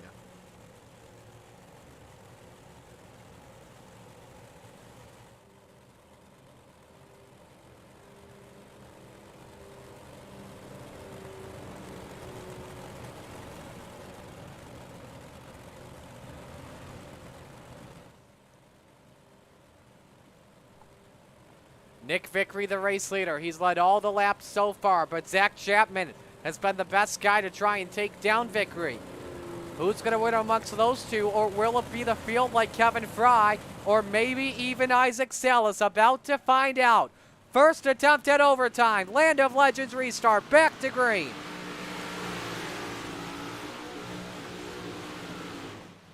Everyone riding it up on the outside.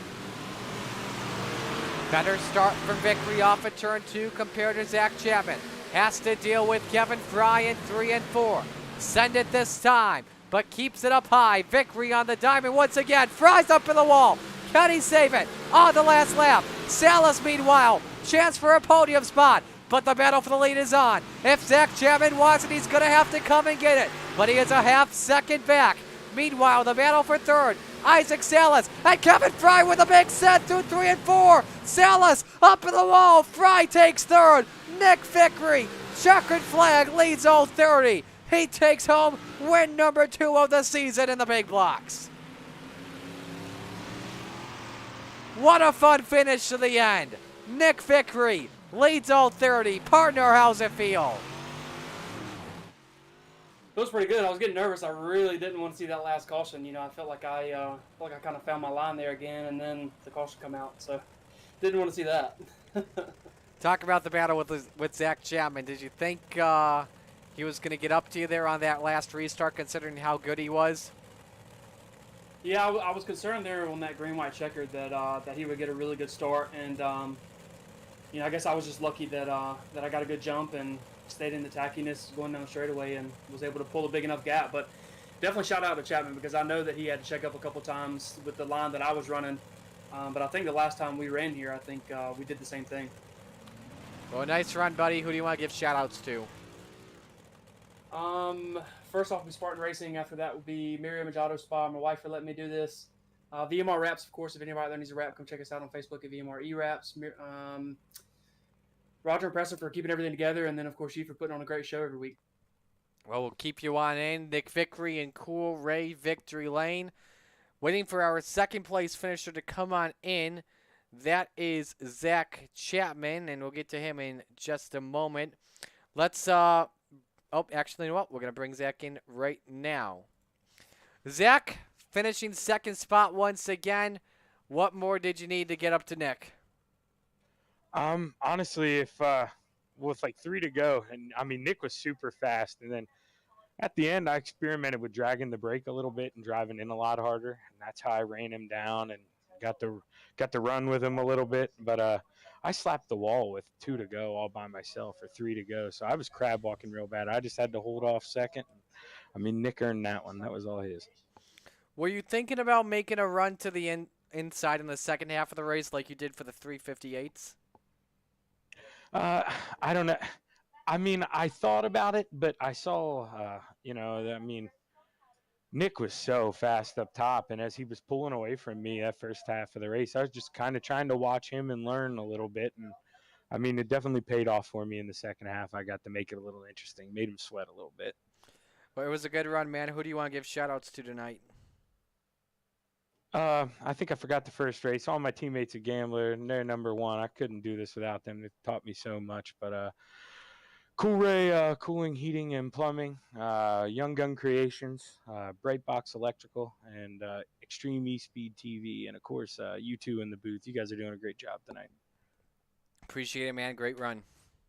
Yep, take it easy, guys. Zach Chapman, our second-place finisher. Let's go to our third-place finisher in Kevin Fry. Kevin, that was a fun battle for third at the end with Isaac. Just walk us through that final lap. Yeah. It was pretty hairy right there, coming down the front straightaway. I don't know what happened. I don't know if I got into Zach. I was hoping I didn't, but kind of had to correct my car and hopefully to keep it in third. And kind of drove it off in there a little bit deep in one. Hopefully it stuck and kind of drifted up a little bit more than what I wanted to, and I had to get back in the gas a little bit later, so that kind of got Isaac beside me. And going into three, it just got, I felt like he pinched me down, and I had nowhere to go except, with my line, and we kind of touched, and I think I pushed him up a little bit and came down the front straightaway, and I finally got third. But that's not the way I wanted to race, but, I mean, he pinched me down, and I had nowhere to go, so. Well, it was a great run, man. Who do you want to give shout-outs to? I want to give my team, the Firm Motorsports, a big shout out. Thank you guys for supporting and doing what y'all do over there on that side, keeping us straight over there. I want to thank 2-1 Designs for the awesome wraps that they do, and I also want to thank Marzoff Inc. and DDR Racing. I can't thank those guys enough for what they do, and you guys for putting on the broadcast and making this look good on the old interweb. Alrighty, man. We'll let you go. Congrats on a good run. Thank you, sir. Kevin Fry finishing in third position. And our Hard Charger Award, brought to you by Langdon Mechanical, does not go to Isaac Salas, unfortunately. It goes to Butch Baker, up 9 positions from 16th up to 7th. Well, here are your official results from tonight's feature with the big blocks. Our 21st place finisher was Bob DeGood. But a fun race overall. Nick Vickery taking home the win. Wasn't an easy one. He had to fight Zach Chapman to get that one done.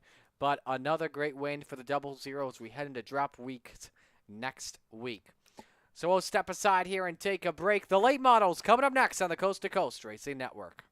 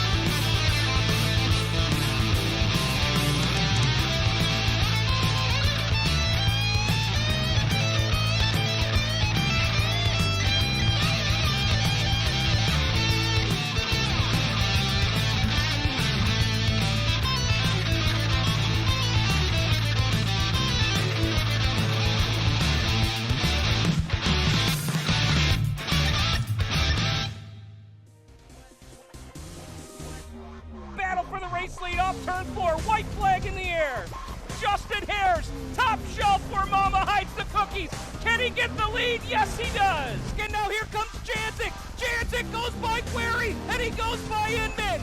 Gonna drag race off of turn 4. Shepard is there, but it's Larry White at the line. It's still gonna be Pat Ward, and they make contact. Britton has broken the race car. Peter Britton comes to a stop in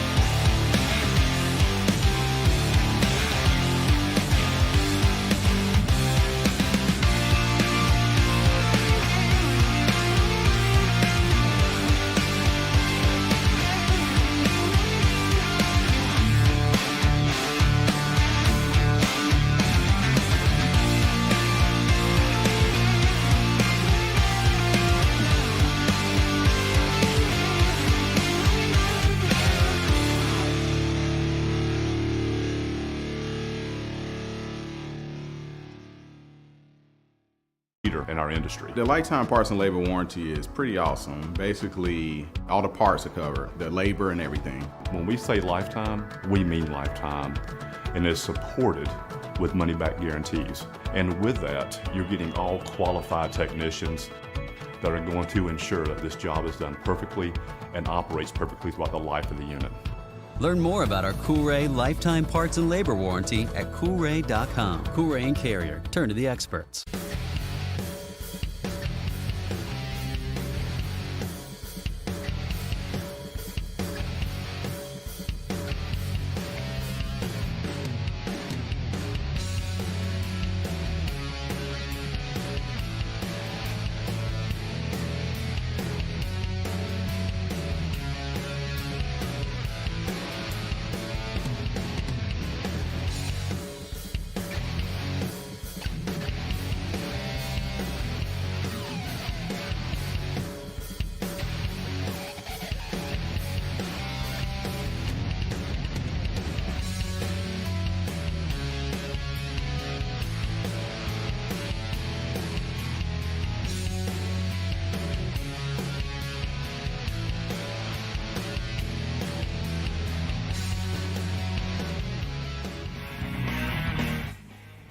I'm good. Welcome back to the Coast to Coast Racing Network. The late models are ready to take shape here at Williams Grove Speedway, and the late models brought to you by Chip Bangers Racing. Marty Sakala alongside Nick Vickery as we continue to go racing here for our final event for Thursday Night Thunder tonight. Got 14 drivers on the car count as of right now here at Williams Grove Speedway in Pennsylvania. And there have been two guys that have pretty much been at class. I should say three guys to be specific. Kurt Schatzer, John Hine, and Zach Chapman. Of course, we all know that Kurt Schatzer only races the late models. He's got the points lead, but is only up by 16 on John Hine. Schatzer with a win, 6 top 5s, 8 top 10s. John Hine, though, with 2 wins, 5 top 5s, and 6 top 10s. And as we come into drop weeks, it will be very interesting. They've done all the races this year. Schatzer's worst finishes this season, a 9th at Lernerville and then a 5th at Charlotte. As for John Hine, his worst finishes on the year are a 14th at Charlotte, a 13th at I-55. So get ready, folks. We are in for a good treat for Thursday Night Thunder to close out the spring season before we head into summer. So, Nick, let's put a focus on you. What are you learning right now from this racetrack? Really, I'm just trying to go around the track and run different lines to see, really just to see how the car feels. These cars are way, way different than the big blocks. So, with these, you got to yank them into the corner because if you don't, they tend to push really bad. So I'm just trying to run different lines with the track as it changes, just to see what the car feels like. See if I need to get on the brakes, any to get the car to rotate or stay in the throttle longer. Really just getting familiar with the car at this track. You don't want to be like me if you purchased a new DD wheel with a NASCAR wheel driving a late model, because that would be oh so tough for me to drive right now. I'm not kidding. Look, I'm already sweating. I couldn't imagine doing it with a bigger wheel. Anyway, we're getting ready to get set for ABR Setup Shop qualifying. I think we're just checking on seeing if anybody else enters on in, and then we'll be good. Here's the times is it right now. It is Kurt Schatzer with a 20.34, and then Nick Vickery with a Kurt Schatzer with a 20.04, Nick Vickery with a 20.15. Dan McLaren also a driver that's on track in the 88. McLaren currently 5th quick. Trying to go the distance here tonight.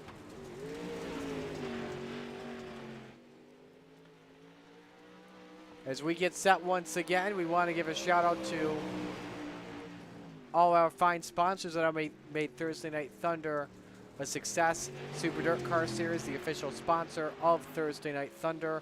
Icon Sim Sports, the Pitside Podcast, APR Setup Shop, the Steve King Foundation, Magnum Race Design, 2-1 Designs, Chip Bangers Racing, Gambler Motorsports, Flatline Racing Bodies, the Oshweekend Speedway, Dylan Westbrook Racing, Malcolm's Mills Mill Writing, Land of Legends Raceway TV, in addition to guys like Battle Beaver and Langdon Mechanical, and Cool Ray Heating and Air Conditioning. All right, I'm going to say it, so I hope that practice takes place right now. Why don't we see what I got in a late model? Drive without a wheel. I kid. I know we need to get you out of here one of these Thursdays. Maybe let me and John run it for a night. You hop on in the car. We'll watch you run some laps. I'm gonna say the same thing I said last Monday. I've only ran once, and I won, and I retired. I am gonna keep that 100% win rate. I don't blame you at all. Once you get your first one, it's. I already got my feature win sticker. I've retired with the greatest win ratio in coast to coast history. I batted 1,000. So I'm all good. Alrighty, ABR Setup Shop qualifying. Let's go. First guy that is on the track, John Hine in the Cool Ray 71.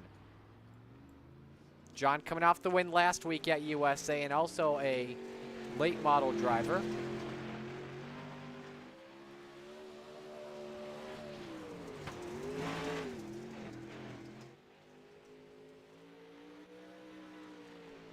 So 14 drivers from the looks of it. I would assume we'd only need 2 heats. If not possibly 3 with 5, 5, and 4, but I'd expect us 7 and 7 in the heats. First lap for John Hine. We'll see what he puts up on the board.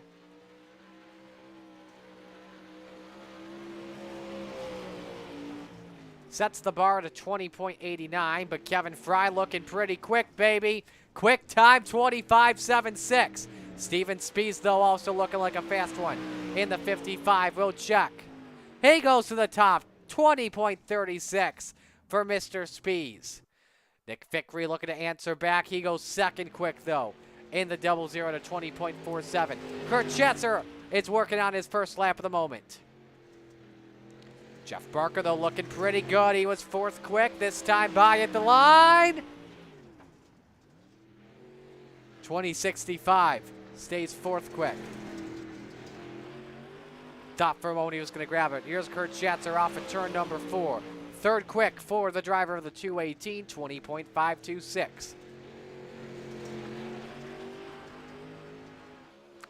First sector was a little bit too close for comfort, but just a couple of ticks off.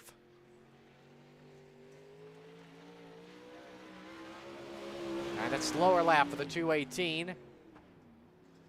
Actually, a quicker lap, rather, by 0.02 of a second, 20.51, able to gain those at the last second. Mario Poudrier is on track in the number 123. However, though, got the wall in each of his 2 laps, so was not able to get a time.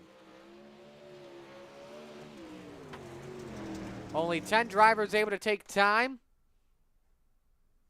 which means that Steven Spies has the ABR Setup Shop Quick Time Award with a 20.355. Nick Vickery second, 20.489. Kurt Schatzer third at a 20.508. Kevin Fry fourth at a 20.576. Jeff Barker fifth at a 20.654. Butch Baker now taken to the racetrack, but he will not make it in time for a lap.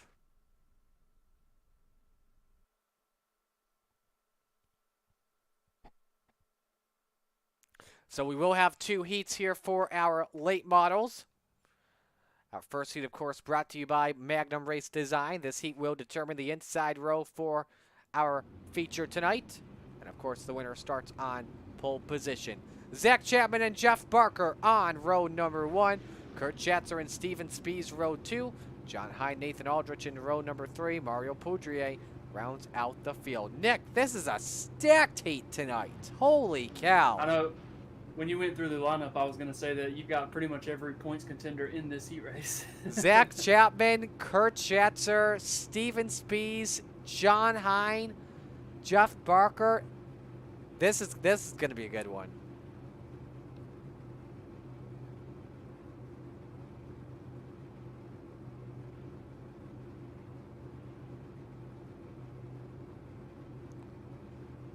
Waiting for Nathan Aldrich here to grid up, and then we'll be good to go.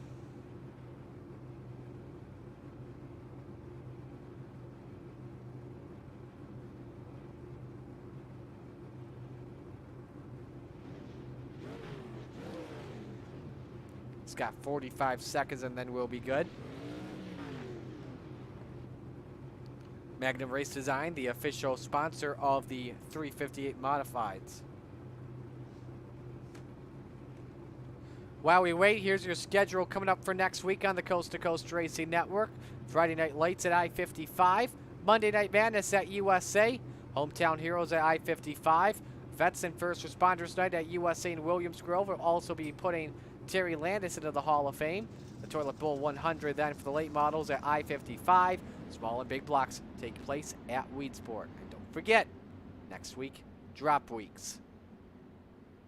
All start time 7 p.m. with the exception of Monday night. That takes place at 8 o'clock.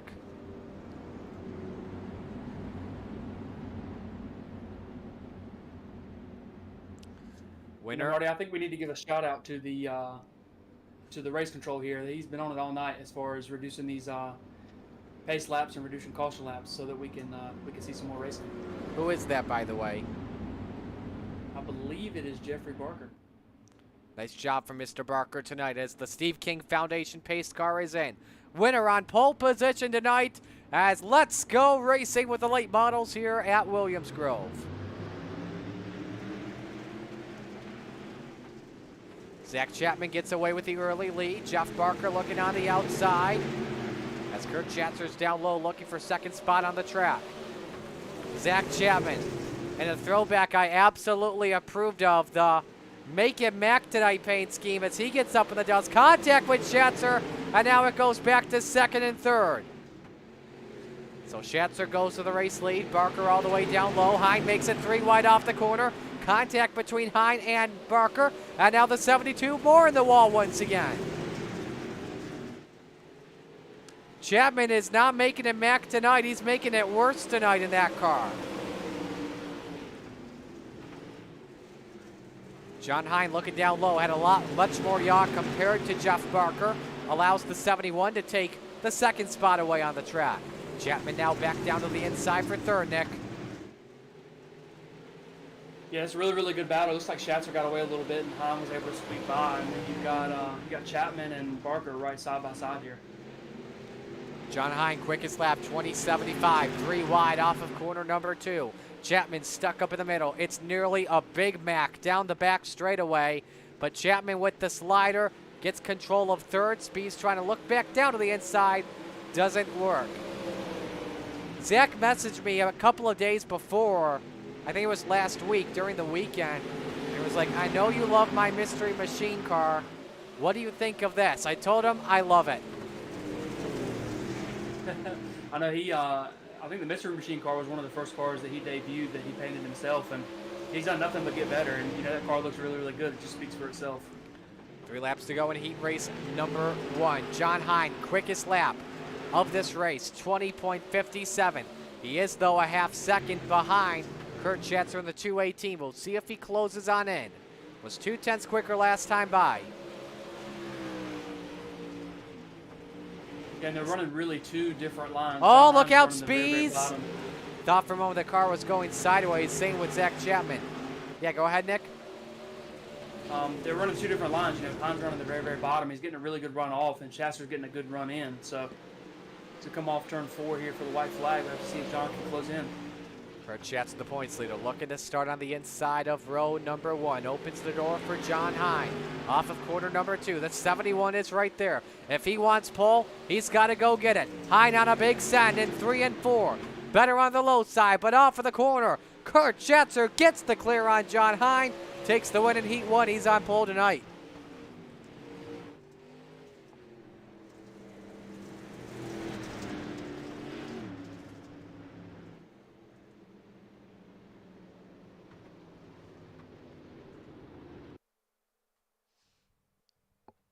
Second heat race is brought to you by our final heat race this evening. Brought to you by 2-1 Designs.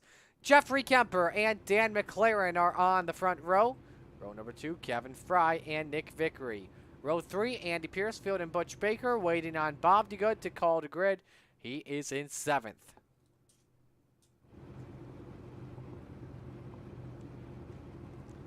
Been a fun night tonight, ladies and gentlemen. If you enjoyed our coverage of the Coast to Coast Racing League, make sure you hit the follow if you're watching on twitch.tv/Marty Sakala, or if you're watching on the Coast to Coast Racing Network, make sure you hit the subscribe button.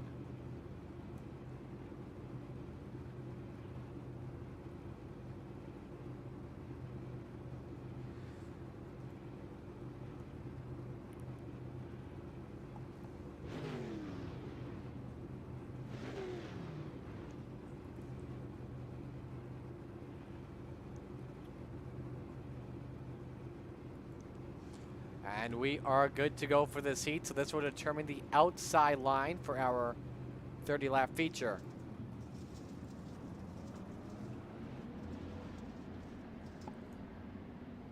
Nick, you're starting in 4th position. What are you thinking about being up there?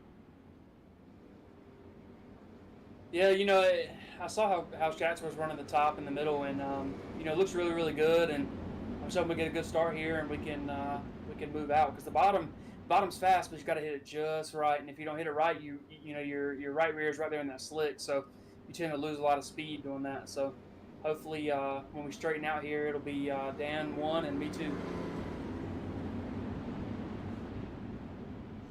Ready for the green flag. Winner starts on the outside of the front row next to Kurt Schatzer.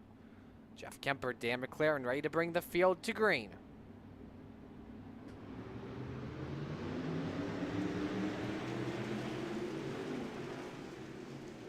Kevin Fry and another big sign. Way too much yaw as Kemper and McLaren touch off of turn 2. They stay side by side down the back straightaway. Oh, Kemper catches the inside. Collects Nick Vickery in it. Oh, that's tough to see. That allows Dan McLaren, though, to get a big lead up to a second on the 181, who's still driving that thing, despite the front left being mangled. Kevin Fry, though, gets by the inside for second spot. Butch Baker also makes the pass, so Kemper loses 2 spots that time. Make it back to 4th. Let's take a look and show you on board with Nick Vickery. I don't know what happened. He's currently now 5 seconds back. Watch Kemper. Too much left into it and caught the inside where it just opens up.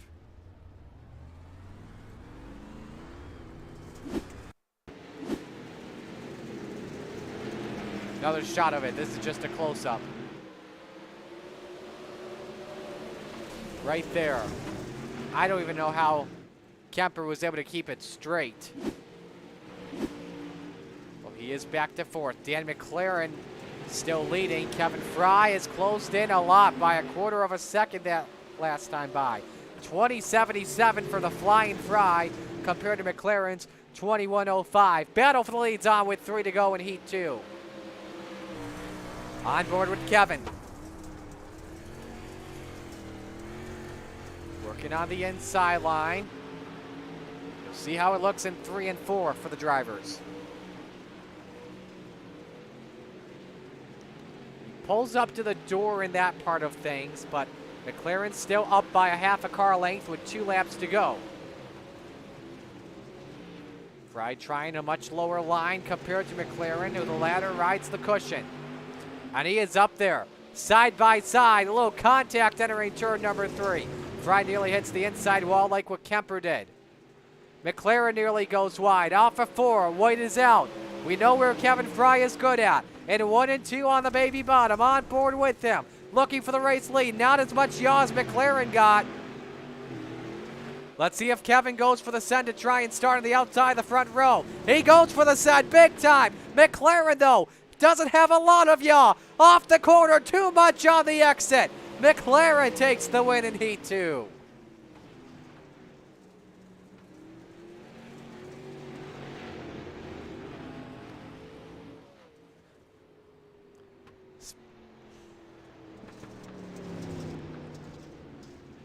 So now it's time for the Ohsweken Speedway warm-up watch. We're actually going to step aside here. We'll let you just enjoy the action of the drivers as they take times for 3 minutes. We'll step aside. We'll be back.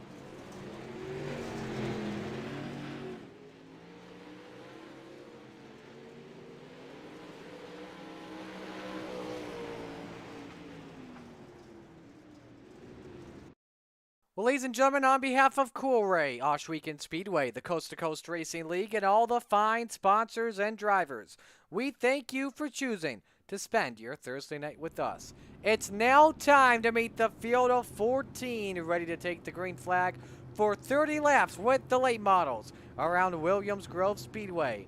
Ladies and gentlemen, here is the Super Dirt Car Series starting lineup.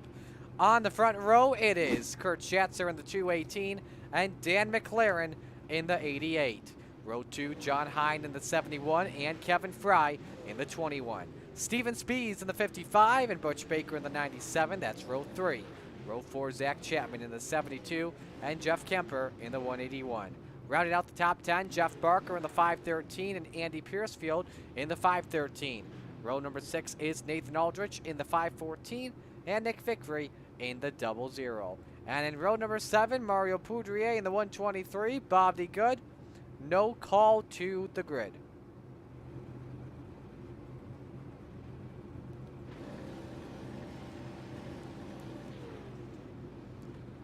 So as we are ready to get going, 30 laps around Williams Grove Speedway. Next week is drop week. The first drop week of the season. So this is going to be a huge one for guys like Schatzer and Hine. They want to make sure they finish inside the top 10, or specifically the top 5, especially if you're Kurt Schatzer, if you want a great chance of winning this championship.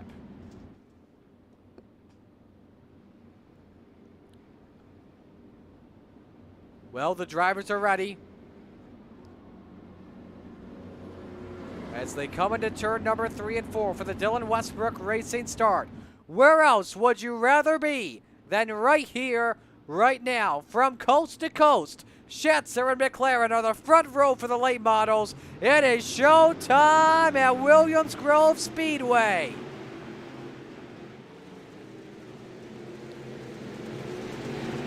Side by side off of corner number 2, Dan McLaren not giving up on the veteran late model driver in Kurt Schatzer. Schatzer tries to send it through 3 and 4 as McLaren holds his line. Couple of drivers have crashed. Yellow lights are on. Andy Piercefield and Nick Vickery have gotten together, and so the caution flag is out. And we'll take a look immediately here at the Malcolm's Mill riding replay to see what happened at the rear of the field between Piercefield and Vickery. Ooh. Nick, you're going to have to give us a better perspective here. We can't see it well from TV. What happened?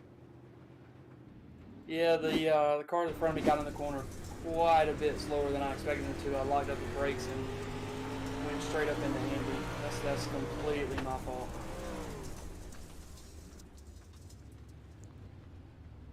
Let's ride on board with Piercefield.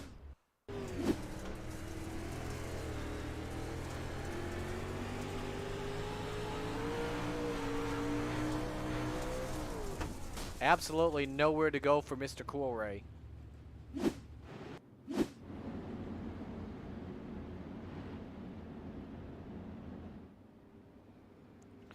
So we'll try it once again. This time down to a single file restart.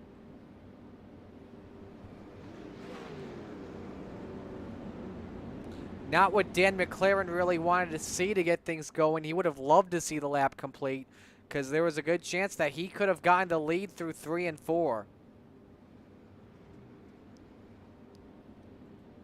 But we'll see if the driver of the number 88 can fight back. As the lights are off the Steve King Foundation pace car, we are going green this time. Again, we'll do the start once again. It is a single file start, with the exception of Vickery and leads them. Dan McLaren second, John Hine is third, Kevin Fry fourth, Steven Spees, the quick timer, is currently in fifth. Butch Baker sixth, Zach Chapman seventh, Jeff Kemper eighth, Jeff Barker ninth, Nathan Aldrich is in 10th. Here we go. Take 2 of the Dylan Westbrook Racing start. Single file, we're green.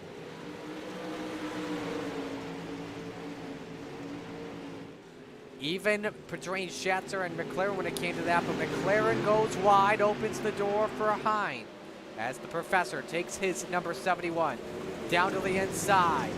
He likes the low line here at Williams Grove Speedway. Almost, oh, they did touch off for turn 4. That got a little bit too close for comfort between McLaren and Hine. Still McLaren maintaining control of second spot. I think he's lucky that contact happened. If it weren't for it, Hine would probably be up in P2 right now. Kevin Fry also a part of this battle. Hine gets a little squirrely though in turn 4 and tucks it back in line behind McLaren. Eyes on, eyes are looking behind McLaren on John Hine saying, do you want to come get it? Oh, I get it. I get it. The black rocket, I think is what they call it. The logo is a mouth. Brilliant marketing for Dan McLaren. Side by side all over. For second, McLaren and Hine, and for fourth is Spees and Fry. Slider from Fry and McLaren sideways. Can he save it? He can. Oh my goodness. Oh my.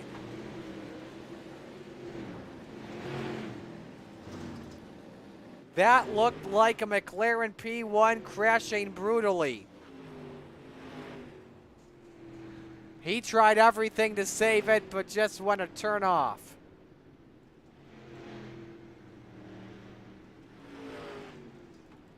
He was sideways and Fry got into him. He tried to save it all around, then just yanked it to the right with how hard the ceiling is. But look at that, how much it ramped up in the air. That is a must for a quick repair. Enjoy this ride, folks. We're going on board with Danny.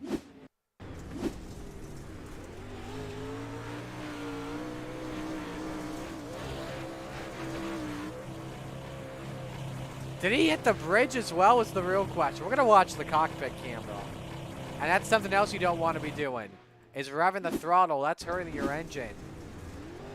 Look how much he was trying to save that thing. But if that right turn doesn't happen, he's fine. Let's watch that one more time.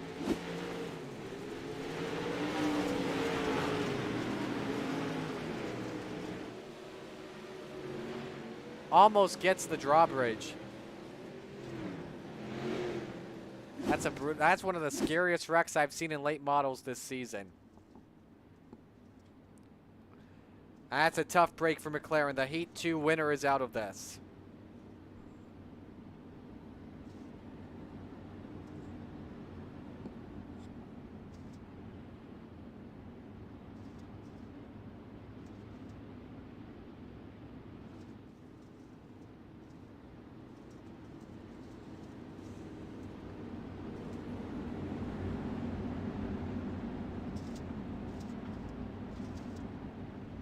Lights are off as a double file restart, the Land of Legends restart. This is a stacked front row. John Hine, Kurt Schatzer, row 1. Kevin Fry, Steven Spees, row 2. Zach Chapman, Butch Baker, row 3.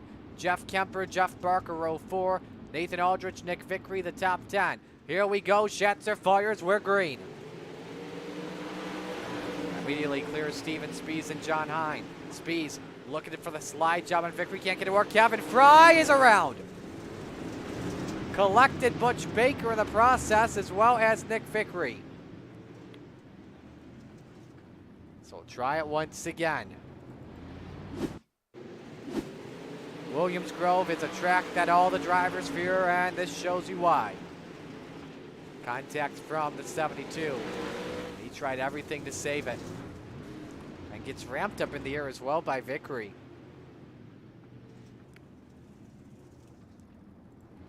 That's right on board with the Flying Fry.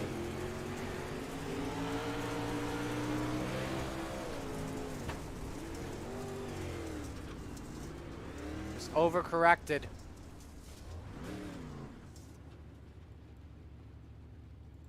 That puts the 21 to the rear. He uses a quick repair. I was talking about that smiley face for off of McLaren. Actually, correction, McLaren is... Everyone else is in the pits. My apologies. So Kurt Schatz, the race leader, will try this restart again. It is a single file restart this time. The wreck happened in turn 1 before we could complete a green flag lap. Everyone moves up with Fry's accident. That puts Zach Chapman in 4th. Butch Baker is now 5th.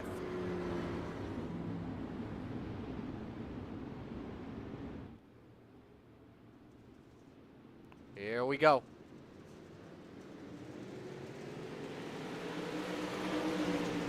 Length and a half lead for Kurt Schatzer as he takes it into turn number 1. Watch closely for Steven Spies. He can be a threat at any time in the Coast to Coast Racing League with the late models.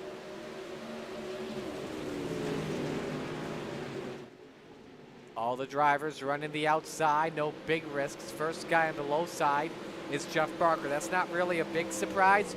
Barker really loves to test the low side. Prefers that over the high side because the high side is much closer to the wall. Jeff Kemper gets a run.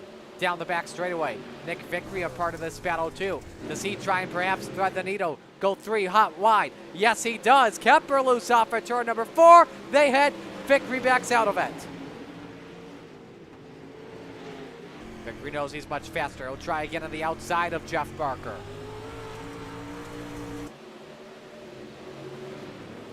Doesn't have it entering turn number 3, the advantage, but on the high side he does, and threats the needle once again with Kemper down on his outside, and he makes the pass work. Goes 2 for 1 that lap. Now inside he goes on Butch Baker looking for P5. Gets a little bit tight in the center of 1 and 2. Allows Baker to get a run once again. Pardon me, that's Kemper. Vickery though goes for the slide job. Baker doesn't get yaw. 3 wide off at turn 4. Oh, Speeds is up in the wall. Puts him back to 4th. Meanwhile, for your race leader, Kurt Schatzer, he has opened up the gap to a 2-second lead. He's got some right side damage. The right fender is gone from the car, but he doesn't care about that. We go back to watch Baker. Oh my, Baker's sideways. The wall saves him for now, but he's up in the fencing, and around he goes, just in front of Aldrich. Williams Grove is not playing nice to anyone tonight. It's like the Monster Mile or something. Show you once again. Just catches the wall off at turn 4. Kemper gives him some room, but he just got stuck there. Man, Aldrich just misses him. Wait till you see that angle, folks. On board with Butch.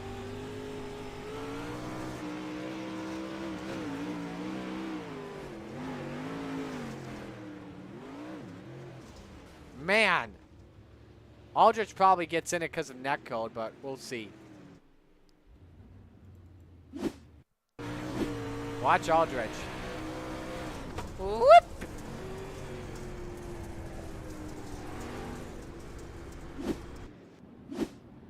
You know what? For missing that wreck, Nathan Aldrich deserves a Dr. Pepper.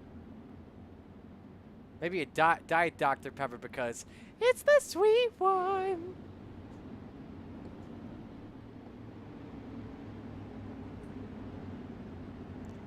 He really does deserve something sweet for that mess.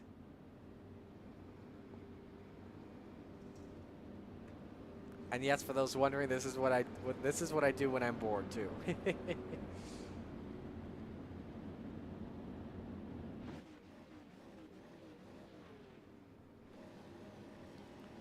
Anyway, should be coming to 1 to green this time.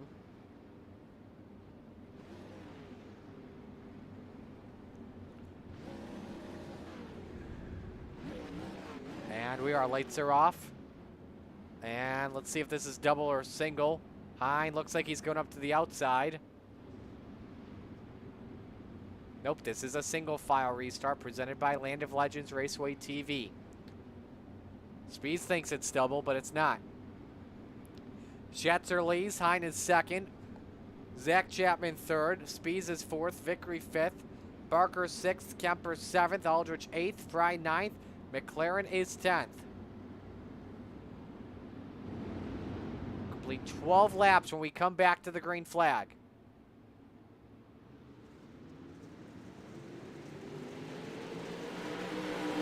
Imagine the restart's the 71.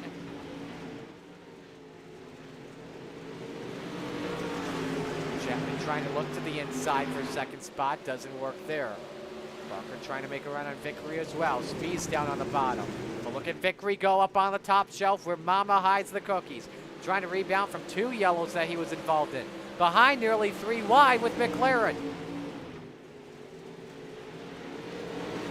Vickery looking for 4th on Steven Spees. On board with a 0-0. Oh, look at the send. Look at the send from Steven Spees trying to slide him up. Vickery can't. Oh, look out. Big crash in turn 4. Aldrich is involved. Same with Barker and Kevin Fry. Baker gets a piece of it too, and that will take some people out. And there are some drivers that are done for the race. Let's see what happened to Barker. Kemper just sent it in too much. Aldrich nowhere to go. McLaren's involved. Fry is in it. Piercefield, I think, just gets by, and there's Baker at the end for the aftermath. Here's the onboard with Jeff. Watch Kemper behind.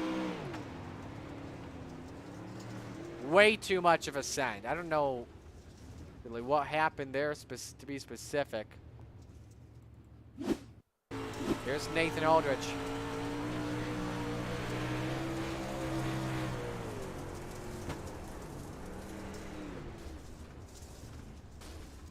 When he was having something sweet, has now turned into a cavity. One driver is out of the race. That is Nathan Aldrich. He has called it a night, but we're getting set to come back to green in the Land of Legends restart zone.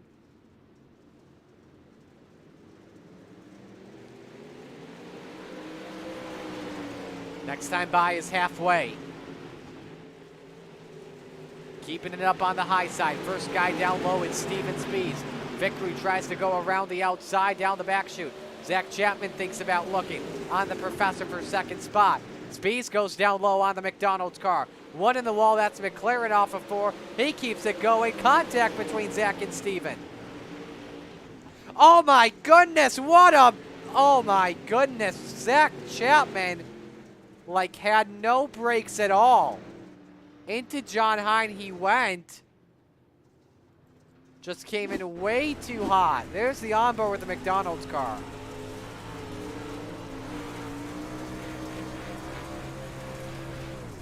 It's like the throttle hung, like he had issues. Or he was just trying, like, I mean, it's not a late race situation. We're past the we're in the halfway mark of it. That was very strange, and Chapman pays the price. I don't know how Hine got out of that clean. We're going to watch on board with John as well. Look at that. That car is wrecked from the 71.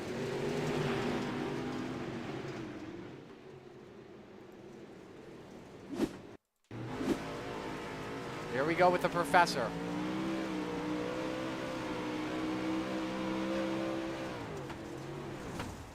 Look at that. That car is wrecked. And somehow saves it. So Zach goes to pit road and has to use a quick repair.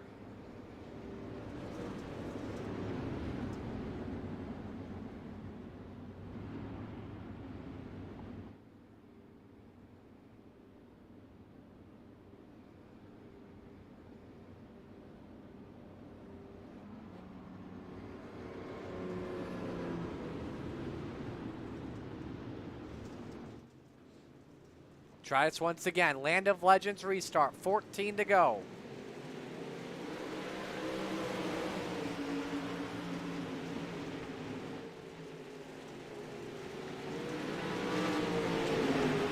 Jets are holding serve on the restart. John Hine is second. Steven Spees third. Vickery fourth. Dan McLaren sent it on Jeff Kemper for fifth spot. Those eyes are evil for sure, Jeff Kemper. Take some notes, buddy. Fry down on the inside, looking to go 2 for 1. That's not going to work. But Kemper all over the rear end of Dan McLaren. Out for fifth. I think every driver so far tonight. Here we go for second. Hine gets in the wall. Steven Spees takes that away. I think every driver has gotten into contact in some sort of ways, and I think every driver has been involved in a wreck, with the exception of our race leader in Kurt Schatzer. A crazy night for the late models tonight. Vickery run for the bottom step of the podium, trying to get by John Hine. Sends it on a slider, takes away third. Nice pass from the driver of the 00. Hine, though, still funding back. Does he counter with a slider of his own? Yes, he does. He sends it. Vickery crosses over. Vickery keeping third spot, holding it at the line. Hine trying it once again, but can't get the slider. If he does, that's contact with Vickery. He'll stay back in fourth. Good battle behind Kevin Fry, Jeff Kemper. 6 spots on the line. Coming to 9 to go. Kemper and Hine make some contact. Opens the door for Jeff Barker. 3 wide off the corner. 9 to go. Oh, that's not looking good there. Somehow they save it. Fry and Kemper made just itty-bitty contact and keep it going. No big battles really happening up front. 8 laps to go for the points leader in Kurt Schatzer. Looking for win number 2 on the season. Surprising he hasn't won that many races. First win of the season came at Lima Land for the Icon Sim Sports 218 driver. Steven Spies in second. Doesn't race a lot with the series. Only 5 starts coming on in. He's also got a win this season that took place at Kokomo. He is losing some time to Schatzer. Last time by was 600 slower. Trying a different line though, but Vickery is also starting to close in third.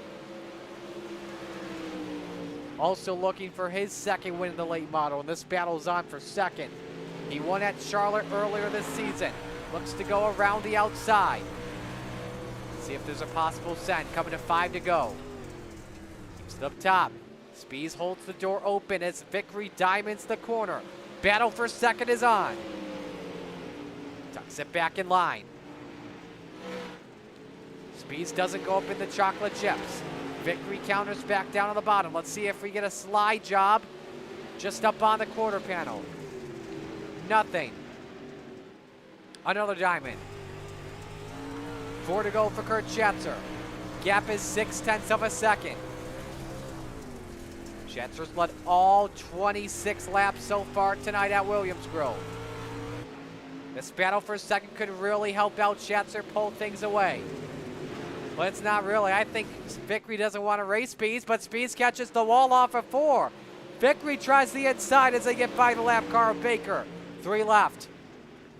Vickery with the slider. Takes away the runner-up.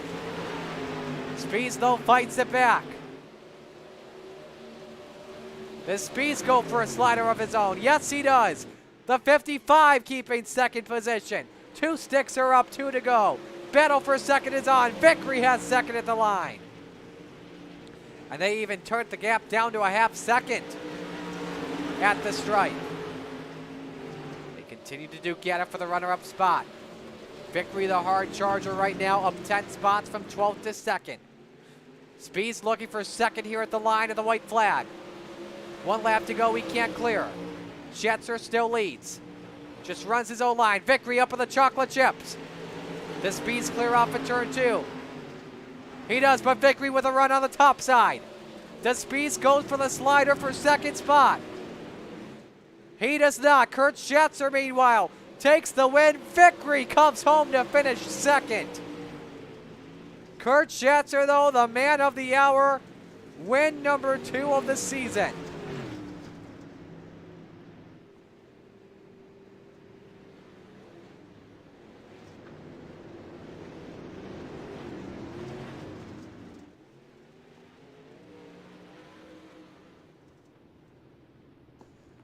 So we'll talk with your top 3. Nick, I'll start with you, man.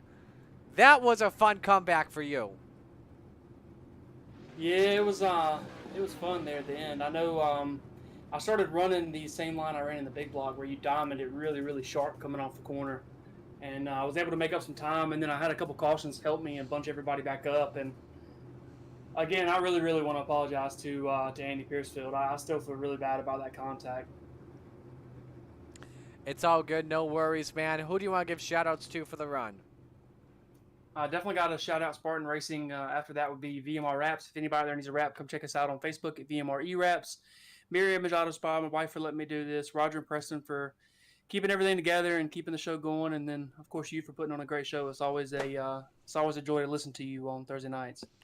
Appreciate it, man. We'll keep you on in here and bring in our third place finisher in Steven Spees. Steven, I'm going to ask the same thing I asked Mr. Hunt or Mr. Vickery. Talk us about that battle for second at the end. Yeah, I'm a little worried. All we did was keep ourselves from getting up to Kurt, but it's fun racing. You know, Nick and I think we tend to run pretty similar speeds, so that was fun. I know we're gonna race each other clean, so you know it's still a good time. Positives you take So away. I should have blocked him though. Let's be honest. I should have just gone up high instead of trying to make that bottom work on the last lap. Look, I wish you could have seen my car yawed out waiting for that slider to come because I was ready to pull down. Positives, though, you take away from your run tonight. Oh, I've made it all the way through a Williams Grove race without getting destroyed. That's a pretty good positive to take away. And you know, I jumped in. I had good Q lap. I didn't get any practice or anything, so I was a little late getting here tonight. So I was pretty happy with that. But it's just so hard to pass, especially in the heat races. So starting it with the invert really made it tough. So just had some work to do, and you know, happy to get out of here with third. Who do you want to give shout-outs to? We got to give shout outs to the Gambler team, to Cool Ray and Andy and all the folks that watch and come along with that. And thanks to everyone that puts time and effort into the league and all the folks that tune in and watch us. Always like to say thanks to them for doing that. Appreciate the time, man. Great run tonight. Thanks, Barty. Steven Spees with our third place finish. Now it is time to go to Cool Ray Victory Lane and talk with your race winner. He's got his second win of the season, Kurt Schatzer. Kurt, congratulations on the win. Just talk about your entire race, leading all 30. Yeah, Marty, it was a good one. My arms are a little bit wore out from that. I think about halfway through, I caught that opening on the backstretch, and I haven't took a look at my car yet to see if I still have a bumper or not. But it made it hard to turn. I had to be very careful in 3 and 4. So I was wondering what that right front fender damage was. That was what I saw on the car. So that was from hitting the opening? Yeah, there's a hump going down the straightaway on the backstretch right at the opening, and I was pretty close to it, and right when I hit the bump, it kind of sucked me in. So I'm lucky it didn't really wrap me around and destroy my car. We're in the final 2 weeks of the season now in drop weeks. You and a lot of other guys have been putting on a great show, specifically John Hine and Zach Chapman. Just talk about the battle in the end of these races as we are now in drop weeks. Yeah, it's intense. I'm just trying not to get too caught up in it. I mean, I was getting a little nervous there after I caught that wall there. I think the last 10 laps, I was holding my breath. So it'd be a pretty big deal for me to win the championship. I'm trying hard at. Yeah, I think it'll.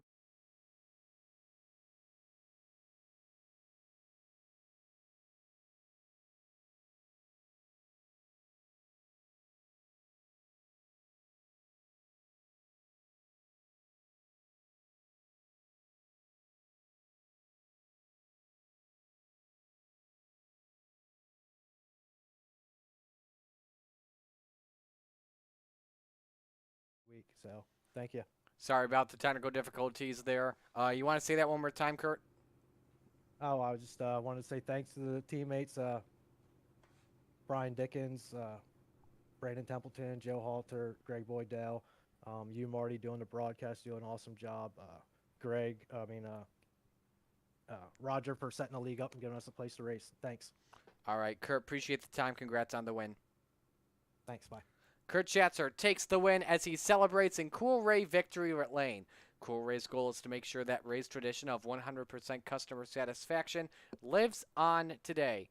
Cool Ray is proud of their reputation of providing excellent service to homeowners and businesses in Georgia. Go Braves. Their mission is to continue to build long-lasting relationships with their customers through their winning spirit and commitment to 100% satisfaction, guaranteed. And our hard charger of the award of the race tonight, Nick Vickery, up 10 positions to second spot. Your final results here from tonight. We'll check as well and see if the point standings are updated. If they are not, go to c2crl.com and go to where it says standings on the page and go down to where it says 358's big blocks or pro late models, and you will see them right there. Your official results, Schatzer wins by just about half a second. While the leaders led all 30 tonight, the battles for second at the end were very exciting, that's for sure. As there you see the results. As we get done here tonight, Nick, your final thoughts on the racing. It was really good racing all night. You know, like you said, the leaders led flag to flag, but all the racing throughout the field was really, really good. And, you know, that says a lot about the league at a track, you know, that's this difficult to run with this many guys. You know, it's a really narrow track and tends to produce some really good racing. Points are updated. Here's how we look after 9 races. First with the small block modifieds. Alex Pomelo with a 20-point lead on Brian Lawson. Pomelo with 594 points. Third with 567 points is Isaac Salas. Fourth with 556 points. Zach Chapman. Fifth with 541 points. That belongs to Brandon Templeton. Those are likely the 5 that will be battling for the championship in the final 2 weeks. For the big blocks, John Hine with the points lead. He has an 11-point lead on Zach Chapman after all of that. Jeff Barker is third with 542 points. Brian Lawson fourth with 526. And Alex Pomelo fifth with 518. Hine has 604. Now we go to the late models. Kurt Schatzer extends his points lead, 673 points. John Hine is second with 639 points. Third is Zach Chapman, 574. Fourth, Jeff Barker, 559. Nick Vickery is fifth with 523. So as we are done tonight, let's show you again what's coming up the next week on the Coast to Coast Racing Network. Friday night, the Friday Night Lights at I-55. Monday is the Oshweekend Speedway Monday Night Madness at USA. Don't want to miss out on that. Tuesday night is the Hometown Heroes presented by Cool Ray at I-55. Don't want to miss out on that. Wednesday night is Icon Sim Sports Vets and First Responders Night at USA and Williams Grove Speedway. And don't forget, we'll be honoring Terry Landis as we induct him into the Hall of Fame. Thursday night, next week, Super Dirt Car Series brings you the Wayne Piercefield Memorial Toilet Bowl 100. Weed Sport with the small and big blocks, I-55 for 100 laps with the Pro Late model. So that will do it for us. On behalf of everyone at the Coast to Coast Racing League, all the fine drivers and sponsors, our admins Roger Craig and Preston Cranmer. My broadcast partner tonight is Nick Vickery. Marty Sakala saying so long tonight from Williams Grove Speedway. A fun one tonight here in Pennsylvania.